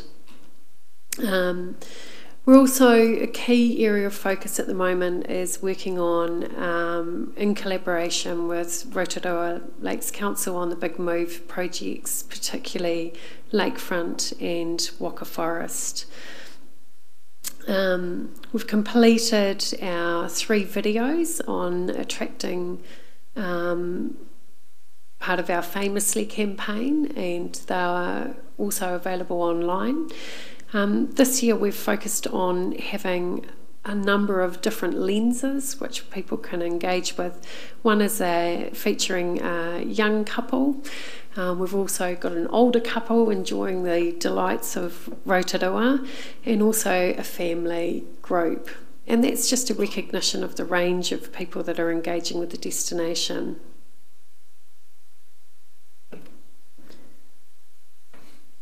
Financially, currently this report is through to 31 March. You'll note it's in the written commentary as well that we're trading with a significant surplus. The key reason for that is we made a decision in that quarter from our planning not to go ahead with some campaign expenditure. We felt the destination was performing well, above average visitor participation, and so we decided to retarget that expenditure to this last quarter to try and balance out some of that shoulder winter season, which is incredibly important for our businesses to get a sustained income through some of our lighter period. So we have actually got a very busy quarter. We're on track to deliver a balanced budget. We've also had some reduction in revenue across our retail and some of our commission sales. And I think part of that is our ongoing assessment of change in consumer behaviour. But we're also looking at whether there was material impact of the refurbishment of the eyesight, which is now fully completed and fantastic. So also encourage people to go into the eyesight and have a look. It's a very vibrant colour palette, but also we're looking at how we also encourage and embrace the telling of our Rotorua story. We're on track with our KPI measures. Our quarterly economic indicators, a couple of key points there. So GDP growth was 4% over the year to March, which was well above New Zealand. Unemployment rate, however, continues at around 6.2%, which is higher than the national figure, so that's concerning. Electronic retail spending increased 5.6%, which was ahead of national growth. And we're increasingly getting positive feedback from retailers who've got more comprehensive paymark data. So increasingly retailers in the community can see where expenditure's coming from if it's from an international visitor. So that's been incredibly helpful for us, hearing how those visitors' expenditure habits help improve the profitability and sustainability of some businesses. In the wider economy, the total dairy payout is looking at around a 22 million increase for the greater Rotorua area. We actually have been fortunate that we're across a number of indicators, so tourism spending, dairy payout, log prices are up 11%, beef prices up 7%, and unfortunately coarse wool prices down, but overall very positive economic indicators. There are, however, some concerning things coming through. One certainly for our agricultural sector is Mycoplasma bovis, which has significant potential to impact the economy, not only in the dairy sector but also particularly in the beef sector, with rearing of replacement cattle likely to be impacted. At this time, Rotorua district hasn't had any notifiable cases, but just the overall impact on farming practices has the potential to be significant. Another concern is, sorry, I'll move on to a quarterly tourism snapshot. So while we've had fantastic growth in commercial accommodation nights, up 6.7, again that's against a national benchmark of 3.9. Tourism spending has continued to grow, increasing by 9% the year to March 2018. The concern, however, is that our portion of international tourism spend, while it grew, which was fantastic, at 8.8%, is lagging the national growth of 13%. Why that's important is that Rotorua region, tourism is still our biggest economic growth and employment contributor. 15.4% of employment and 11.6% of employment earnings come from tourism or tourism-related business. when we analyse the gap around value and expenditure, two things are really highlighted. One is the spend on accommodation and retail. Accommodation in particular is of concern, so we almost have to get 2 international visitors to every 1 in Auckland to actually get the equivalent value expenditure. I just want to really quickly cover the forecast growth measures which have come out from MB. So the tourism forecast arrivals is expected international visitors to reach 5.1 million by 2024, and international spend is forecast to reach nearly 15 billion. And I guess the key takeout is it's incredibly important for Rotorua to maintain our share of capture of those international visitors. It's positive that spend is forecast to grow at a slightly higher rate than visitor numbers. But strategically, for us here in Rotorua, and particularly at Rotorua Economic Development Destination Rotorua, our focus strategically is on improving value over volume. So our work is all focused around improving the value return of those international visitors.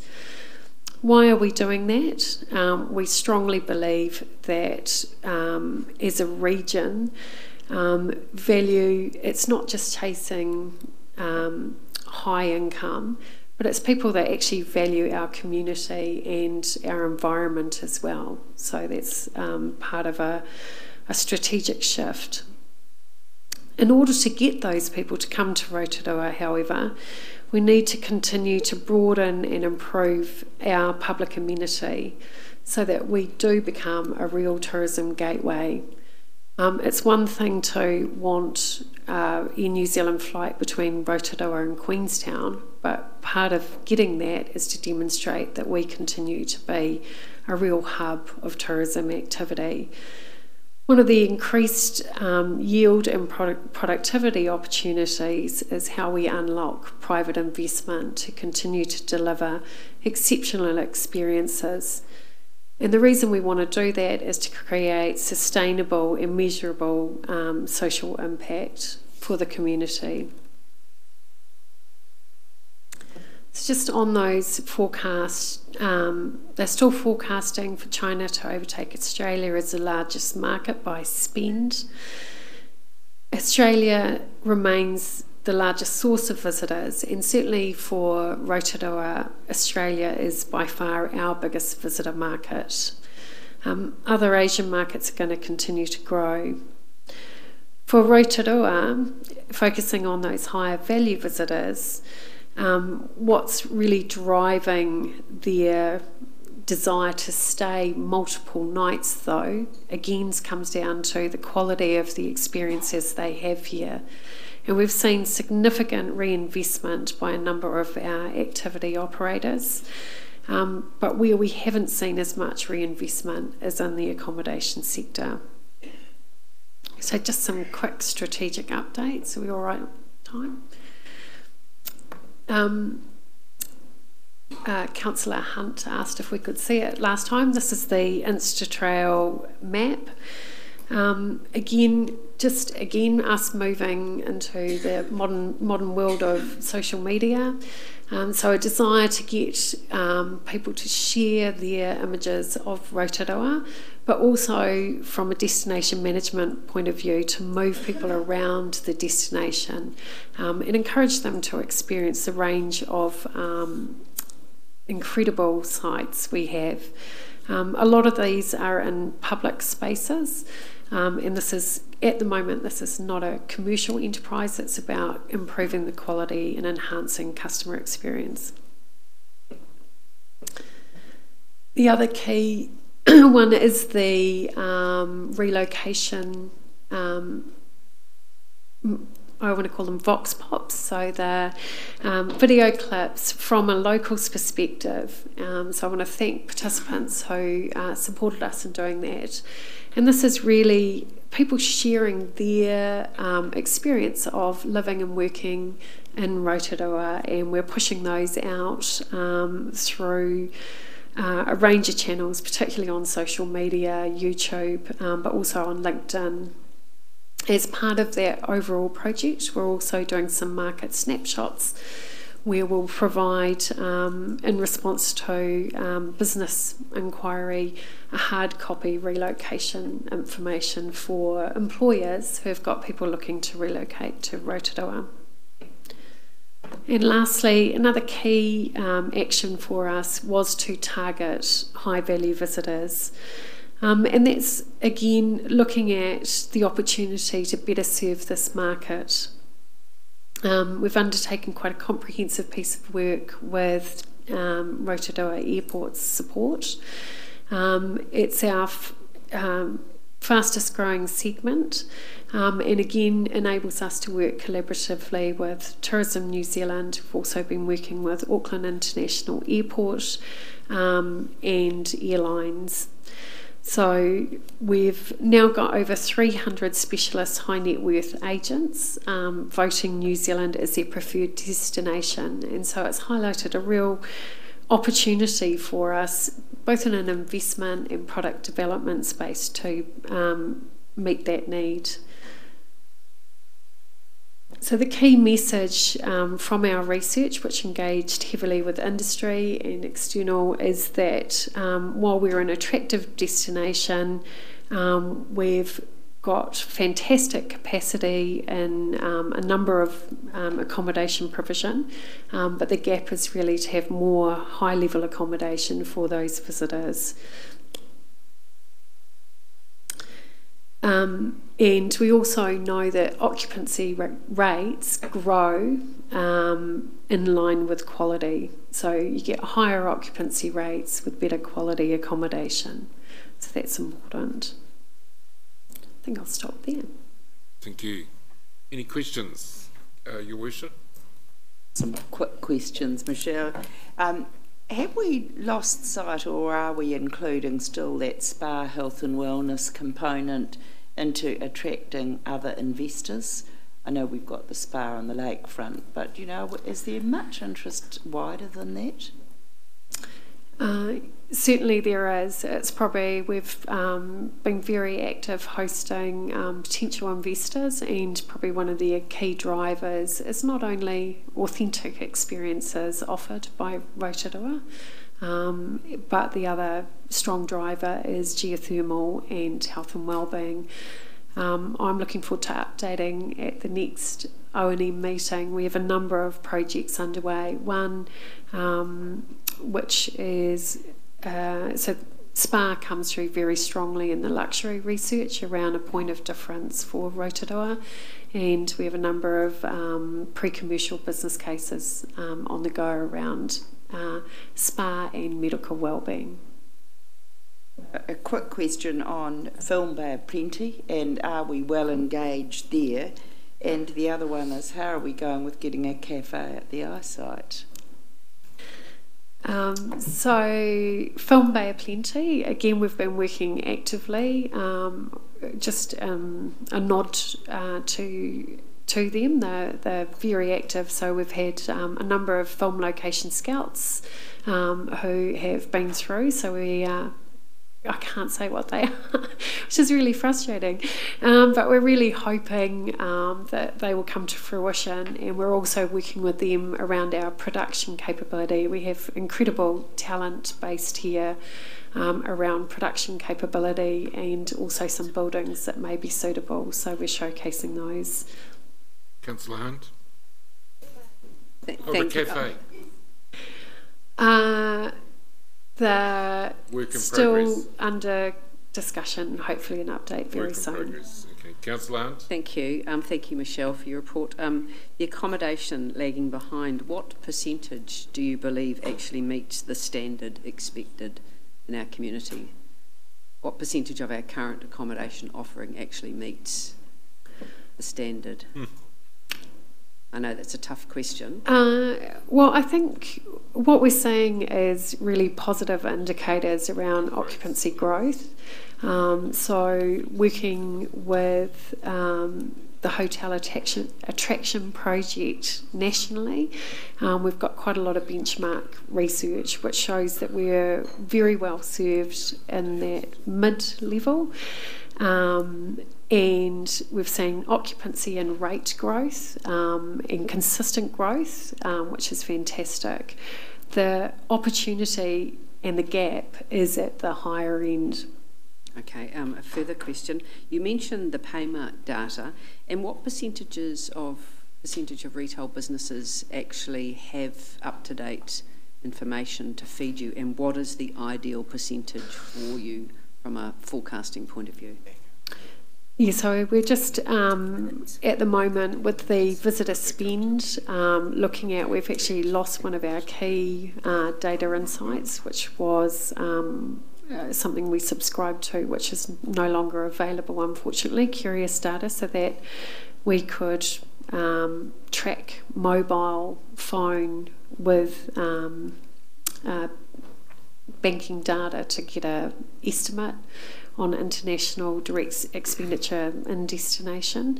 So now we haven't got businesses willing to share directly their revenue splits, but anecdotally a lot of them are sitting, so our current visitor mix is around 50-50. Actually domestic spend has continued to grow.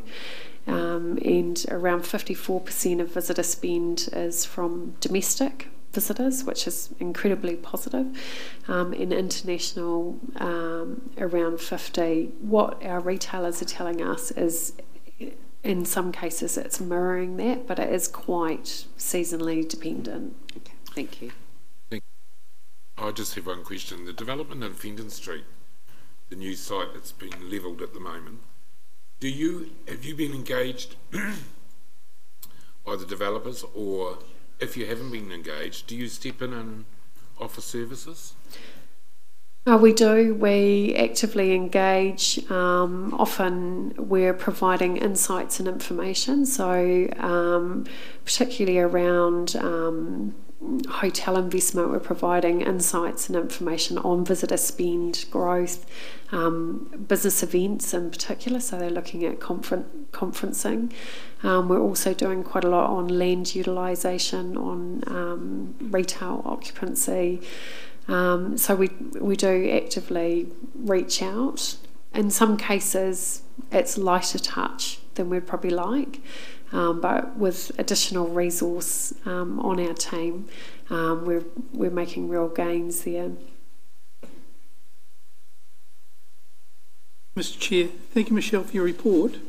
When you mentioned the Australian and the Chinese market, I always thought that the Auckland market was very, very important for the Rotorua people.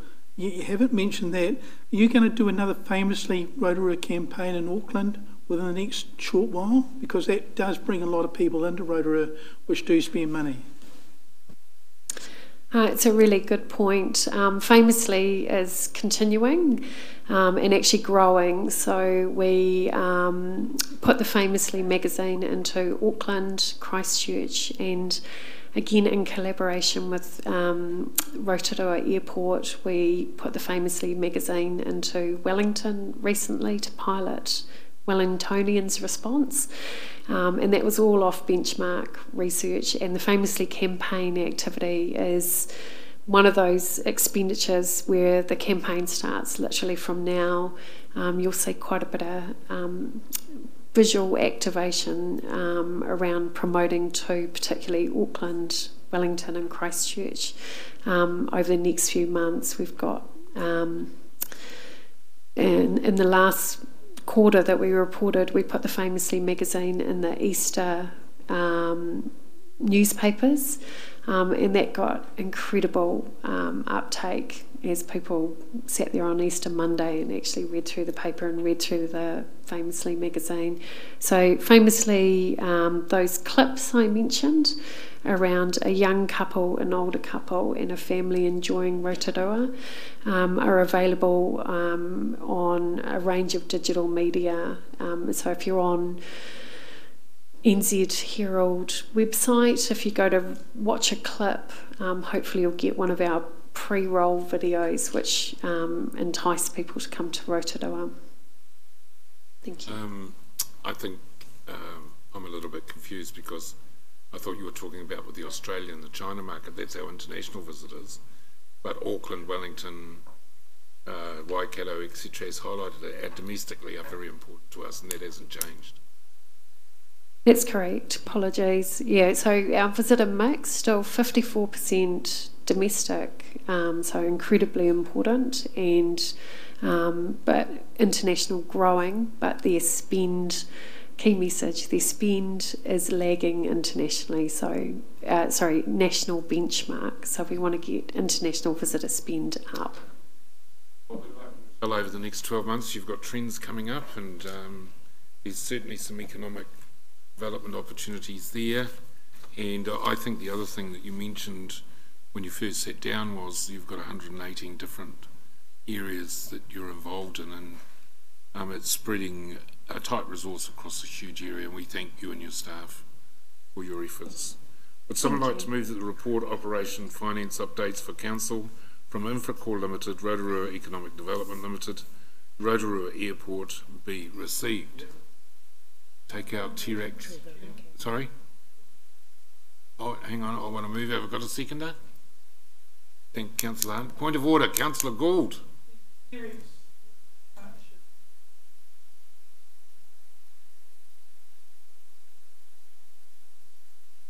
No. We're just receiving it. Because there's no one here to talk to it. I mentioned that at the earlier. So it comes out of the motion. Oh no, we'll leave it in. We'll leave it in. Yeah. We're just receiving it, as we are with all the other reports. It's been moved and seconded. All those in favour, please say aye. Aye. Against, carried. We'll now move up to page 5, which is the minutes of the previous Operations and Monitoring Committee. That's 4.1 on page 5. Would someone like to move that the minutes of the Operation and Monitoring Committee held on the 3rd of May 2018 be confirmed as a true and correct record? Move, Councillor Gould, seconded Councillor Bentley. All those in favour, please say aye. Against, carried. The next one is on page 11, and I'd like to welcome to the front desk the Thomas Colley lookalikes.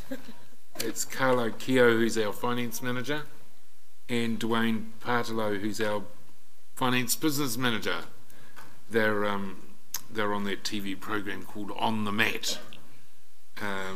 Thomas loves coming and sitting in front of us, so it's good to have a change of face. I'll refer you to page 11. Now we have obviously got a copy of all the performance targets, or all the report in front of us, unless there's something, gentlemen, you want to highlight, and answer any questions, and welcome.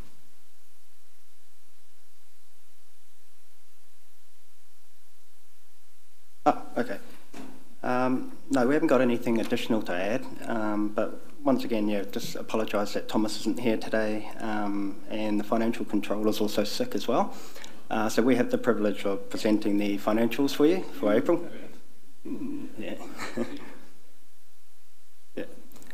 So yeah, once again, my name's Dwayne Partolo, for those of you I haven't met. I'm the finance business partner supporting the infrastructure side of the organisation. Kia ora everyone, my name is Carlo Keogh. I'm the accounting manager here at Rotorua Lakes Council, and Dwayne will run through sort of a headline view on our April results. I think, though, gentlemen, on page 12, it certainly highlights the year-to-date operating result. I think rather than going through that over and over and over, if councillors have got any questions, because as I read it, I think things are on track, that we'll have a clearer indication at the end of at our next meeting as to whether we are definitely going to meet the targets that Thomas has highlighted as per the budgets. He's highlighted areas of Mudtopia, Howard Morrison, etc., etc. So it's very difficult without Thomas being here in terms of his presentation, which is unfortunate. So has anyone got any questions? Councillor Gould. Chair, pass this question on to Thomas and get him to answer it rather than you guys get it. No, you do it through the chair. Page 12, the Matoia Festival, you put down a cost to council of 570,000. That's about 2/3 of the way down. Why isn't the capital costs added to that, which we had to pay for as well? I think there are about 170,000 which we had to pay for equipment. Yes, that's true. I'm not sure the exact amount. Point of order. Yeah, Councillor Donaldson. Yeah, Mr. Chair, this question has been asked and covered in previous meetings by Henry Weston, I think and it was reported on. Who said that the capital is intending to look for a seller or another operator to take up the event. That's right. Thank you. Any other? Councillor Gould, in response to the point of order.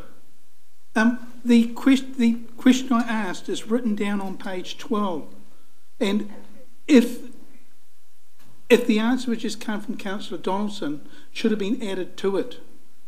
It just states that due to the achieving sponsorship and revenue targets, this event did not break even and cost the council 570,000. The capital costs, I still think, should have been a separate line and mentioned. Councillor Gould, in speaking and ruling on the point of order, you haven't got a point of order. The $175,000 for capital costs was detailed in the previous report. The net loss to council was $570,000. The $175,000 in capital costs or assets that we currently have, if another operator comes along, as Councillor Donaldson reported, those will be either on-sold or that money could be realised. There was no guarantee it would be, but the net loss to council was $570,000. Councillor Gould, do you have another question? Oh, lovely. Any further questions? Councillor Tapsell, and then Councillor Bentley. Thank you, Mr. Chair, and thank you, Dwayne and Carlo, for filling in. It's much appreciated. And perhaps, Dwayne, you might be quite good at answering this question. I just had a question on the infrastructure, actually, and the $5 million cost to that came from the flooding event on the 28th of April.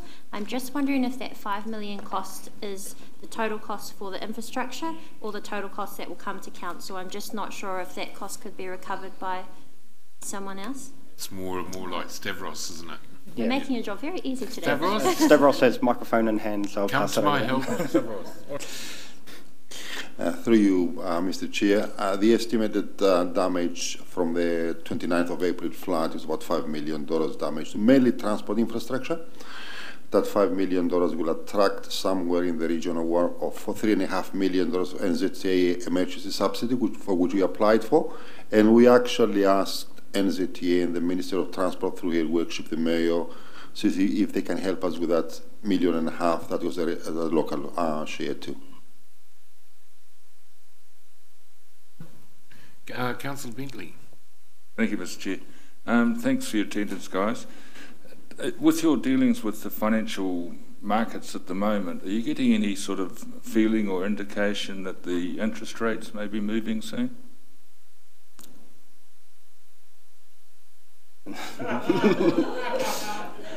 That's a nice curveball. I guess in general, we all just keep tabs on what the press is reporting. At this point in time, it doesn't look like the interest rate is going to move, but it's an unknown quantity that can change any moment. But from what we can see in the media currently in our dealings, it doesn't look like it will move in the immediate future. Asking that question, Councillor Bentley, in terms of debt servicing, any projection in debt service and increased costs. Would you like to comment on that, Jeff? Have you seen anything? Oh, look, through the chair, the only thing that I'd remind councillors is that the Treasury function actually looks to spread debt over a future period and to lock in current and future interest rates. So we are actually to some degree therefore protected against fluctuations? Wonder to that, because I think it's a good question with us as lay observers of what's happening globally. You start to wonder the question, are we adequately hedged, and also the role of audit and risk to highlight their oversight of this issue. Do you want to speak to that at all, Jeff? Through the Mayor, through the Chair, we can certainly report through audit and risk, but you'll recall that the Chief Financial Officer does provide regular updates as to how future debt is actually spread over the future. And in each of those presentations, he also highlights the likely risks and different interest rates over time. The other consistent question you've asked, Councillor Bentley, was regarding those property sales. I see in the report on the bottom of page 13 we're on target, so that's a pleasing aspect. Well, that wasn't too arduous, gentlemen. Would someone like to move that the report titled Financial Performance for the 9 months into the 30th of April 2018 be received? Councillor Hunt, seconded Councillor Maxwell. All those in favour, please say aye. Aye. Against, carried. We now move to page 67, the Homelessness Winter Action Plan. And thank you, gents. I'm sure Thomas was watching online too. I'm sure it wasn't. I bet he was.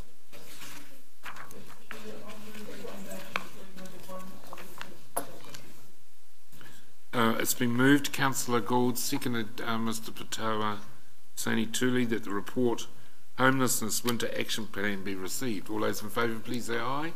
Aye. Against, carried. Welcome, Rosemary Viskovich and Gina, and the reports in front of us. Like to take us through this? I know you've been very busy in this area, so look forward to your report.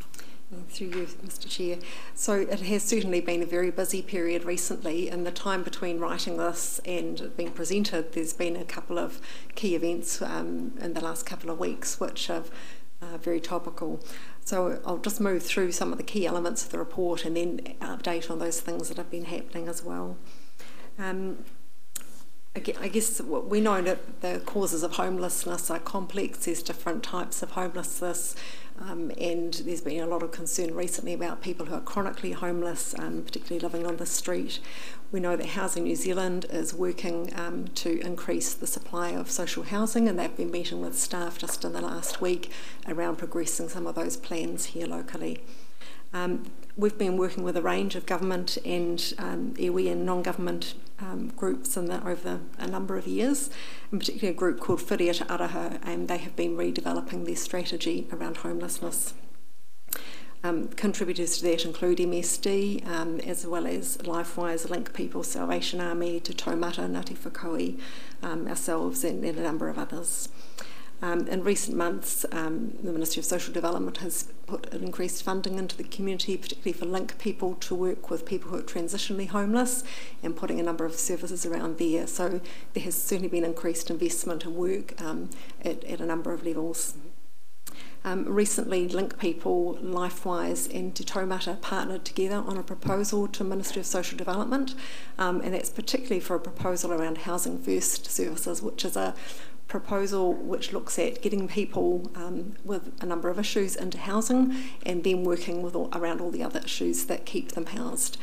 So that proposal it was actually discussed with Housing New Zealand people from, it was MSD, from Wellington, who came here this week, and we hosted some hui with them, talking to a number of people in our community around the Housing First model and progressing that here as soon as possible.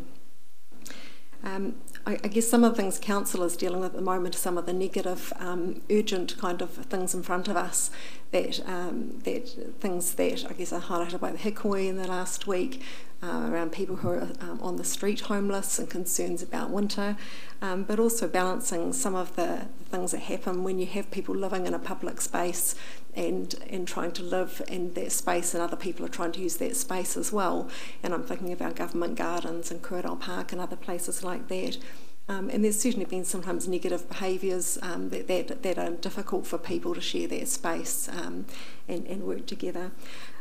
Some of the things we've been doing is we actually have been engaging with people with lived experience of homelessness and talking to them about what they thought council could be doing to help them. And on page 69 you'll see that there's some particular things that they identified that they wanted us to work on with them, and we have been doing that over the last months, trying to develop some options that are acceptable to them and acceptable to all the other players who want to share those spaces as well. And it's certainly not easy trying to balance the different needs of people.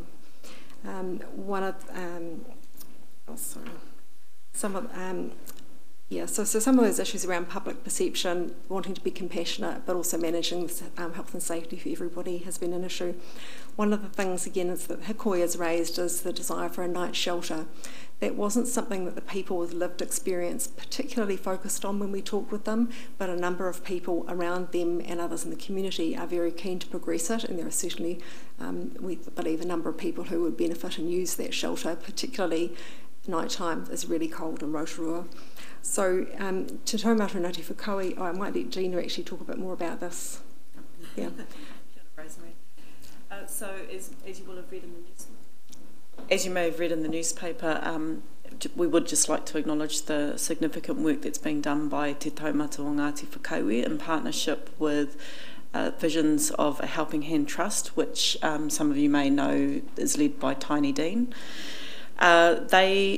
Visions currently run a drop-in centre at 1225 Pukuatua Street, and as well as temporary shelter, particularly for women and children. They are now looking to open a facility within the next couple of weeks, which would run over the winter period for this year. So it's proposed for a 4-month period. Would be a night shelter, open doors from 8 p.m. to 10 p.m. and then closing doors until the morning. Obviously, there's a lot that goes into a project of that nature, as well as finding a suitable building. They have to have appropriate health and safety, processes around keeping people safe, and the whole range of volunteers to support that work to continue. They've estimated a cost of over $100,000 to operate for the 4-month period. They don't currently have full funding for that. They are looking for sponsorship and donations, and anyone who would like to make a contribution is invited to do so at the Visions drop-in centre, and they have a specific bank account for that purpose as well. Tag team back to me. Okay. So I guess we have a number of the things that we consider our standard council business are listed on page, section 4, bottom page 68. So the key things where we consider that council has a clear role to play are listed there. We haven't said that council's responsible for providing housing. We've really encouraged the partners like MSD, Housing New Zealand and social housing providers to be working together in that space, but we've certainly been trying to support those in every way we can, including our consents guys working with Tiny and the team looking at assessing different buildings and things like that. So there's a number of ways we can support. I guess there's a number of risks, I guess, for council because we're stuck between a rock and a hard place. This is a complex situation that's been going on for many years and is exacerbated and particularly important to our community at the moment. But those risks include managing the health and safety of people actually living on our streets and all the other people who work and play and travel on our streets and parks. The public perception and potential criticism of council, who see this as a humanitarian issue and think council should be doing more.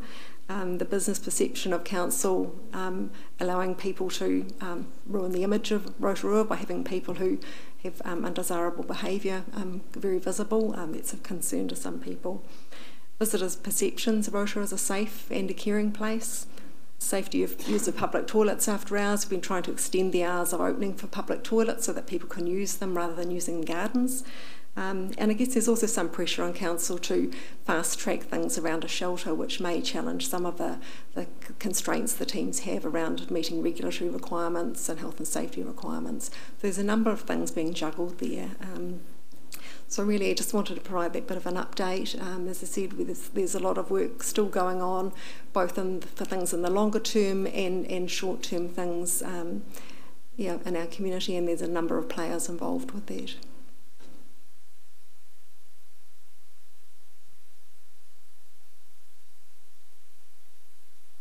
Good, Mr. Chair. Kia ora korua, and thank you for your ongoing support for the homeless community.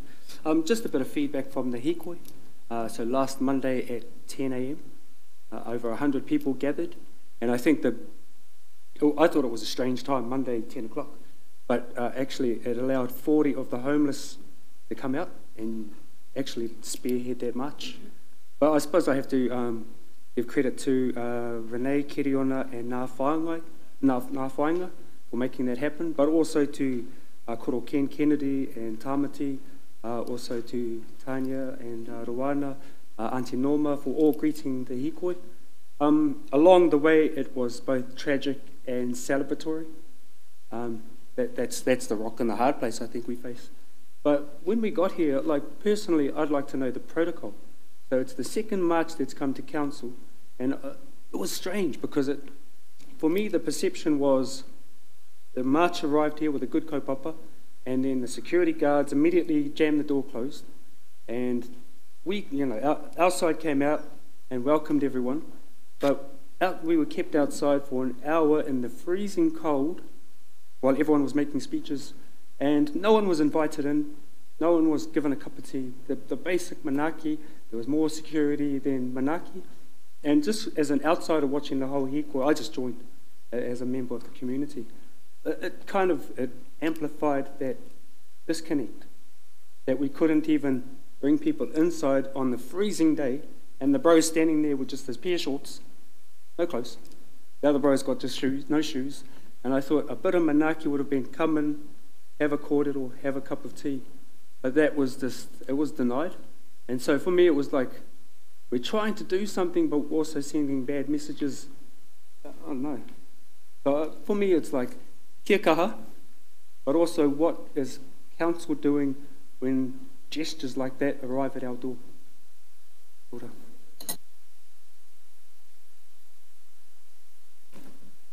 Thank you, Mr. Chair. I could answer that, but I actually have a question. I could answer Patara's question because I was involved in the discussion before.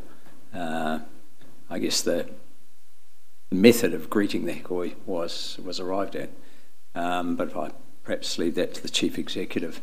My question was just around council's obligations in any lease building, if it's a council building, that's provided for the chronic rough sleepers that Tiny is grappling with, who he tells me 80% of them have drug and alcohol problems. Now, that would be similar to my experience in running a police custodial facility and the issues that the problems you take on board in ensuring the safety of those people, that they're all alive and breathing the next morning. So does council become a PCBU if it provides or leases the building for that purpose? That's my question.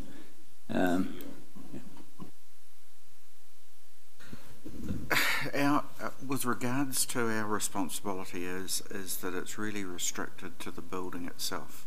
If we are not contracting the service but are in some way involved in the building, then we are obliged obviously to ensure that the building meets all codes actually that should be applied to the particular use. So that's where our responsibility starts and finishes. If we go further and start contracting the actual service delivery side, that's certainly where we become responsible for its operation. Thank you for that answer, and I certainly take my hat off to Tiny Dean, because I think he's got a fantastic heart and he's taking on a massive responsibility. Yes, CEO? Can I just comment on the management of groups effectively who choose to come to council? What it comes down to is the nature of the discussion or not that takes place with the organiser of the event. If the organiser is proactive and talks with us and meets with us and we both mutually agree on a process that should be followed, then certainly that we can open all sorts of different options as to how things can be handled. But where there is an absence of engagement and that there is indications of potential risk both to people and to property, then we actually have to assume that we don't know how this is going to unfold. And in that situation, it's actually all about a balance to ensuring, one, a response, but on the other hand, ensuring that both people and property is actually not put at risk in these situations. I think it's easy sometimes to see a particular event and after the event say it was peaceful and it should have happened in this way. Unfortunately, I've certainly seen other events such as this not actually unfold in the way that people thought, and in those situations they did actually put people at risk and staff in the organisation at risk. And so what our responsibility is therefore is to ensure that we act in a way that manages the contingencies in the events. But I'd reiterate, if event organisers wish to actually talk with us and take the step to do that, the door is always open, and we will most certainly talk through how things can actually happen with regards to groups or visits to council, if you like. Thank you, Mr. CEO, for clearing that up, because I have been a financial supporter of Tiny in terms of what he's been trying to achieve when he first opened. I know Tamati Coffee has too, and others. But when I was approached to facilitate with the hikoi, I declined because I knew that Rosemary, Tiny, Gina and many, many others within the community were engaging with the right agencies, the MSD, etc., and I just thought that this hikoi was somewhat of a grandstand by certain individuals who wanted to highlight what we all know is a huge problem in our community, and that many, many of us collectively are trying to find some solutions. Yeah, I agree with the criticism regarding the meeting, and the olive branch has been put out there.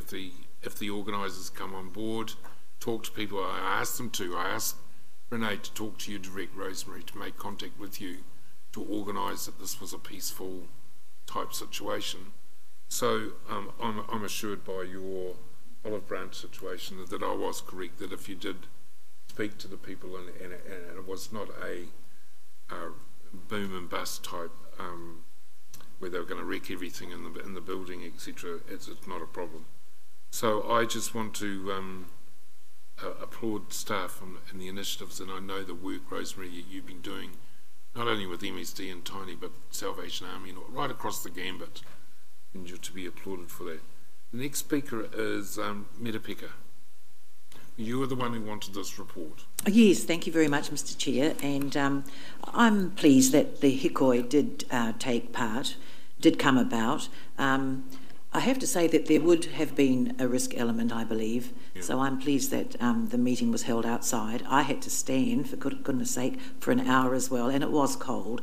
But some of you may not be aware that some people copped a fair bit of abuse earlier in the week when this was being planned, and I was one of them. Yeah, no, I was too. And all credit to the organiser who apologised for her behaviour towards me in front of everyone. So you know, but that was resolved.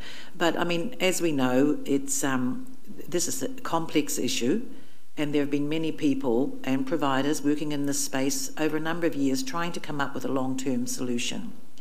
And I do know that it has been suggested, Mr. Chair, that we haven't needed a homeless shelter in Rotorua, that's not the answer. And I agree that it's not the long-term solution, but I think something had to be done this year, and because of what I saw, and it was really around the health issues of some of the people who took part in the hikoi.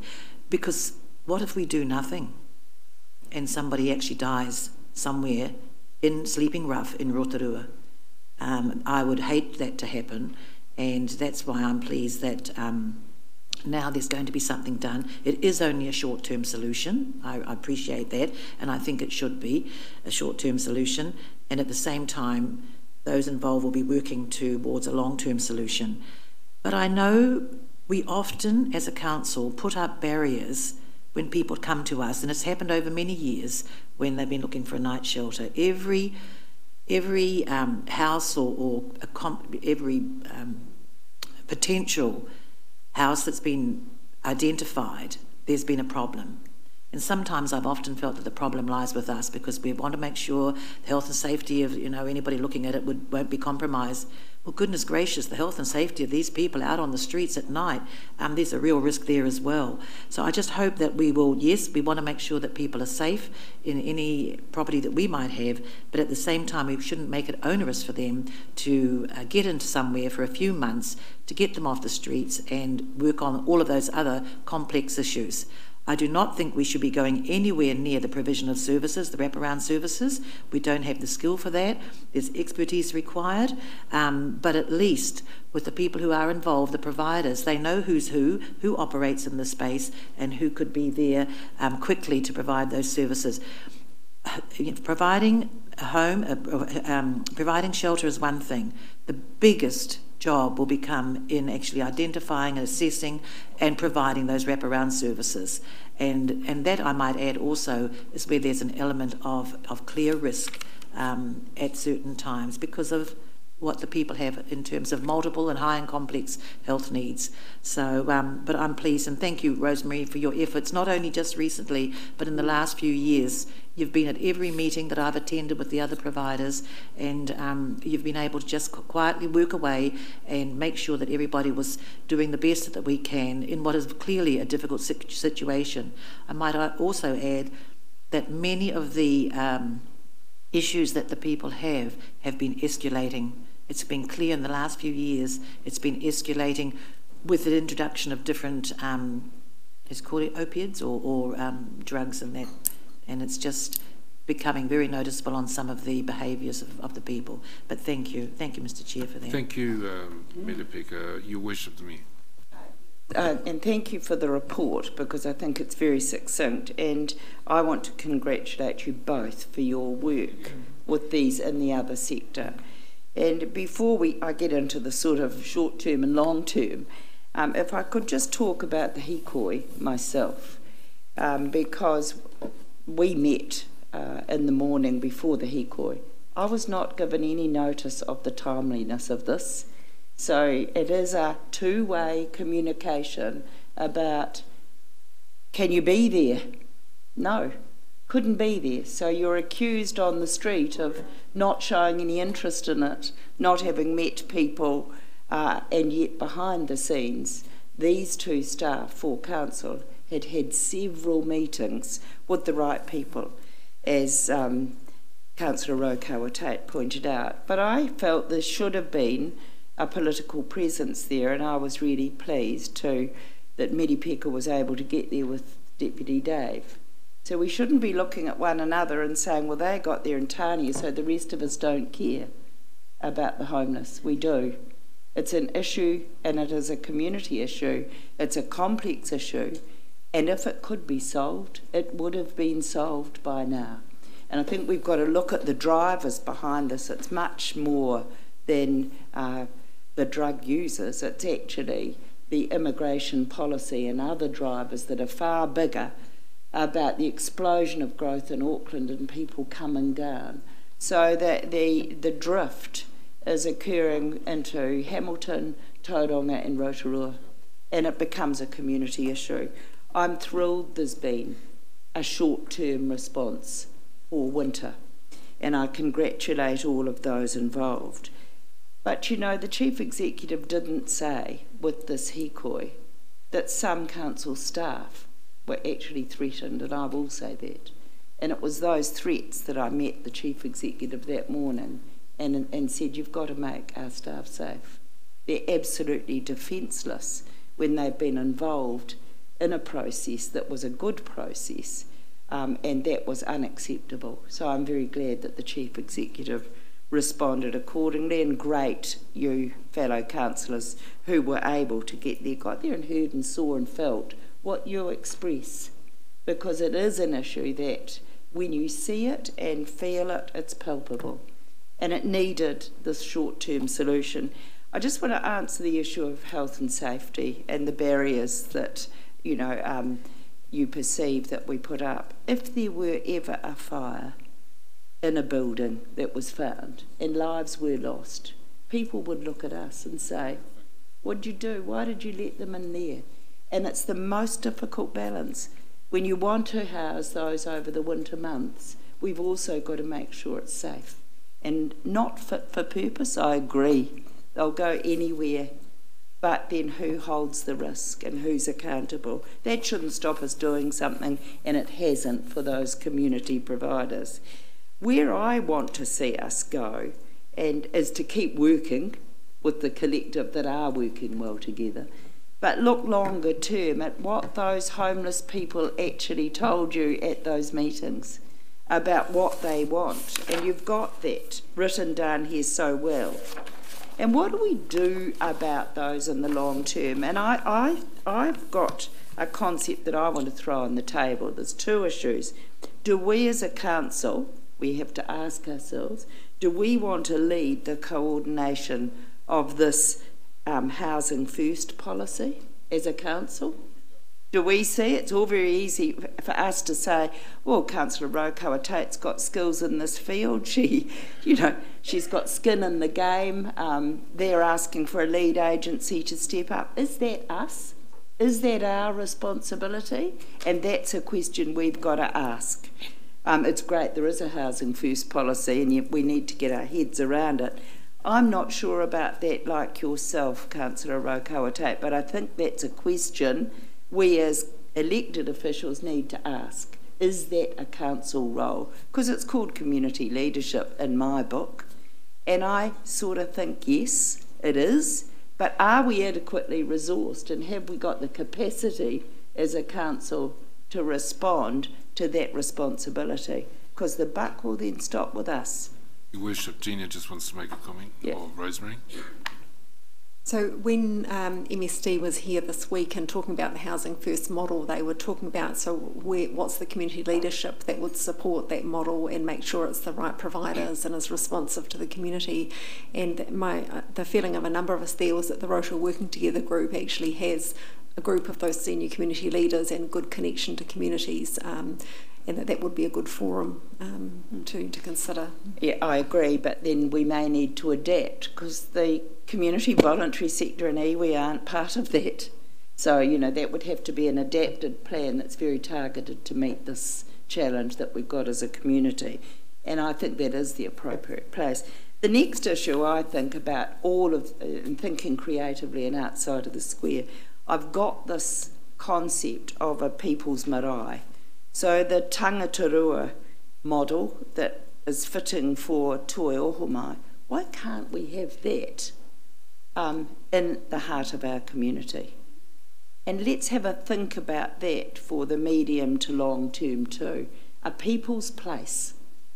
A people's place where we can have these sort of needs met and perhaps link up other services around it. So a hub, a community hub that could be bigger. It could be about the food network, the healthy families network, the community gardens, the recycling, and I would like us to start to think about, is that a medium to long term place for us as a community doing it the Rotorua way? So I just leave that challenge along with the shorter term about working with the Working Together group. I think there is a responsibility for us because we show community leadership on the issues that are a challenge to our community, and I'm quite prepared to continue to show that leadership. But we as councillors, with the expertise of Rosemary and Gina, need to really consider the implications of those next steps. Bishop, you've been around this town, as has many of us, for a long, long time, and unless we facilitate it, nothing's going to happen. We've led the way with many other community and public initiatives, whether it's building energy event centres or things that individuals couldn't do on themselves, but collaboratively and collectively, they could have some goals and reach them together. So I think we have to lead the way.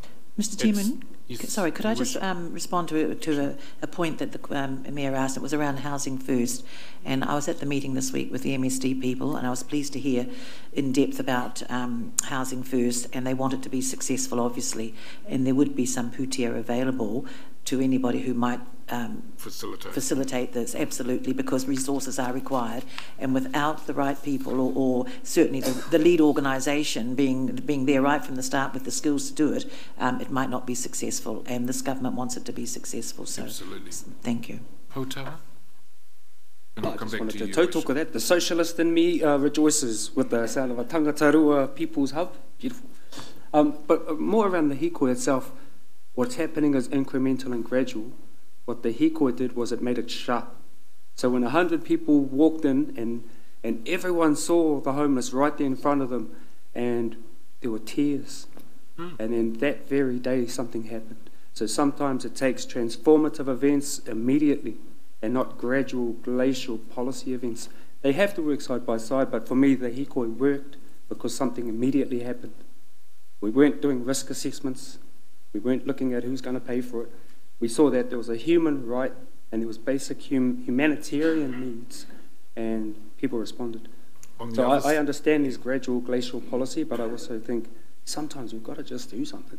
On the other side of the coin, though, at that very night was the coldest night in Rotorua. That's right. So nothing was done that very day. So those 40 homeless people went back out into the freezing cold. And all of us that were on that hikoi, all we could think of was like those poor people. So we were trying whatever we could individually. But there needs to be a whole joined up solution rather than just this group and that group. Well, I want to come to some finality in terms of where to from here. Councillor Maxwell, then I'll come back to you, Your Worship. You can sum up and maybe lead us forward. Your Worship, Councillor Maxwell? Thank you, Mr. Chairman. I just want to say commend and congratulations to the people who've done some positive things since, and some of us councillors were able to get there. It was short notice, but I'm still pleased I got there. I was slightly late, but I cut through the bottom place. So I thought it was going to be everyone downstairs and that. And I realised it was over on this side here.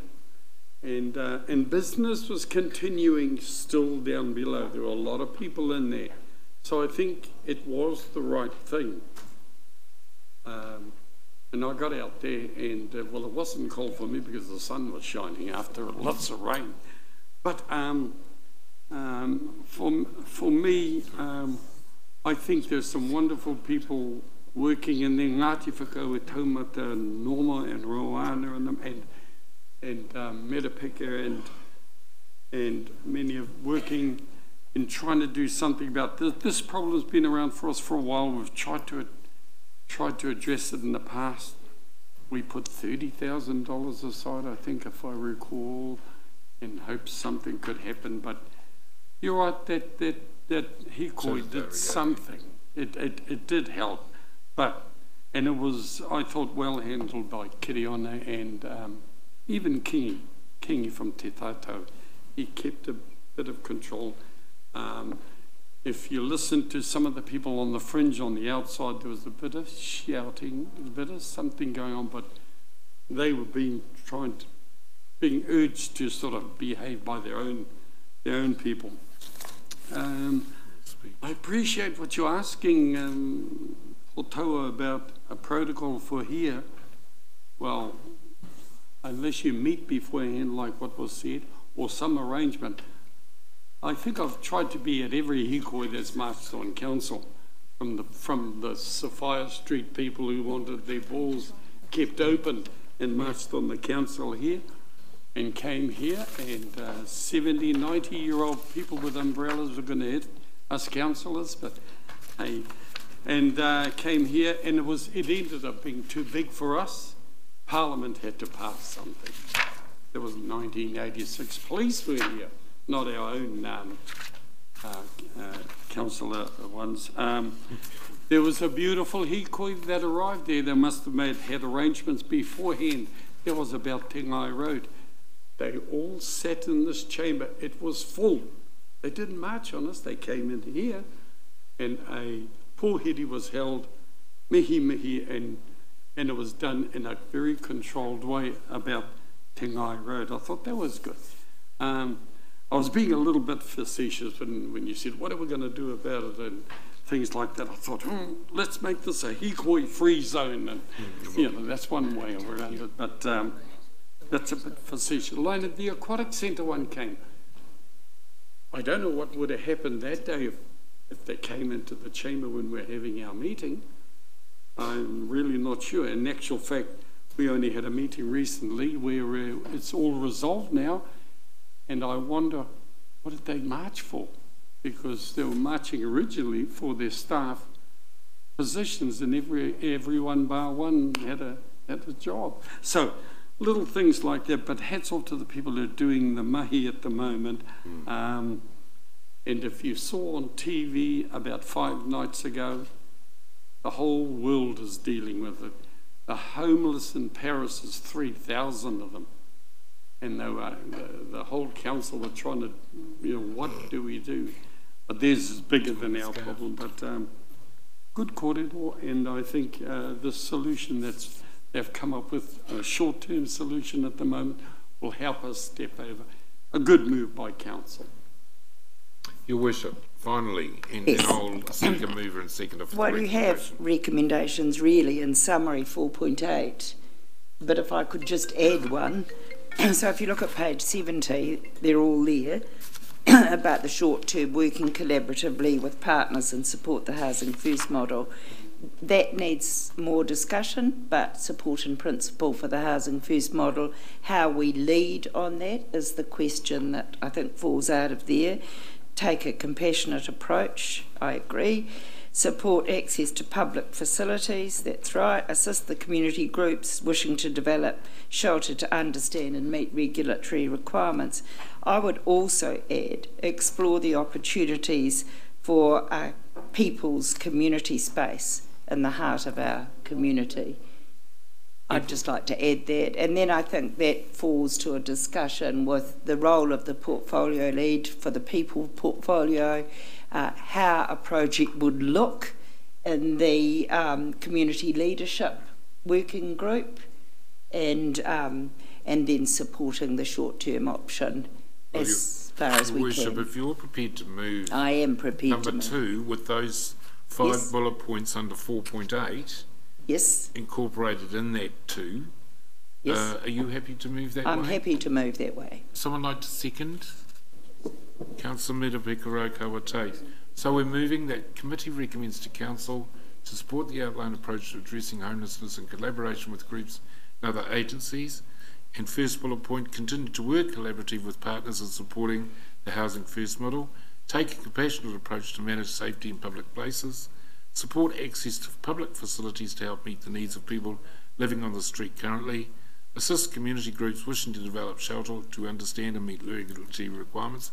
What was the last one? And explore the opportunities for a people's community space in the heart of the city. And explore the opportunities for a people's place in the heart of our community. Been moved and seconded. Councillor Maxwell. Question of our senior staff here. After listening to the Mayor talking about a central place, can I ask you, do you know who owns, because I never see it used, but in the heart of the CBD, is they built a meeting house where 4 canoes used to be. Do you know who owns that or is part of it? And Hotel itself owns that. Yeah. No, it's a lodging place, though. Accommodation area. Okay. Rosemary, is there anything you want to say in terms of that meeting, those bullet points, and that last one that Hilda's just put up there? Are you quite happy that you can move forward? I'm very happy that that's a good recommendation. To move forward it's with. very clear for us what you're supporting. And from that message, the messages around the table, the meta pickers, the towers, etc., etc. And the mayor, how I see it, and while I'm going to support this number 2, is that we want to continue the collaboration. That there's no winners or people with big egos. We've got an issue, we've got a problem. We want to unitedly find some solutions, and that's how I see it, and I hope you see it the same. Yep. Okay, it's been moved and seconded. All those in favour, please say aye. Against? Carried. Thank you very, very much. Okay, well, I'll declare the meeting closed, and I thank you for your attendance, and thank you for a very interesting meeting. Thank you. Thank you, Elder and team.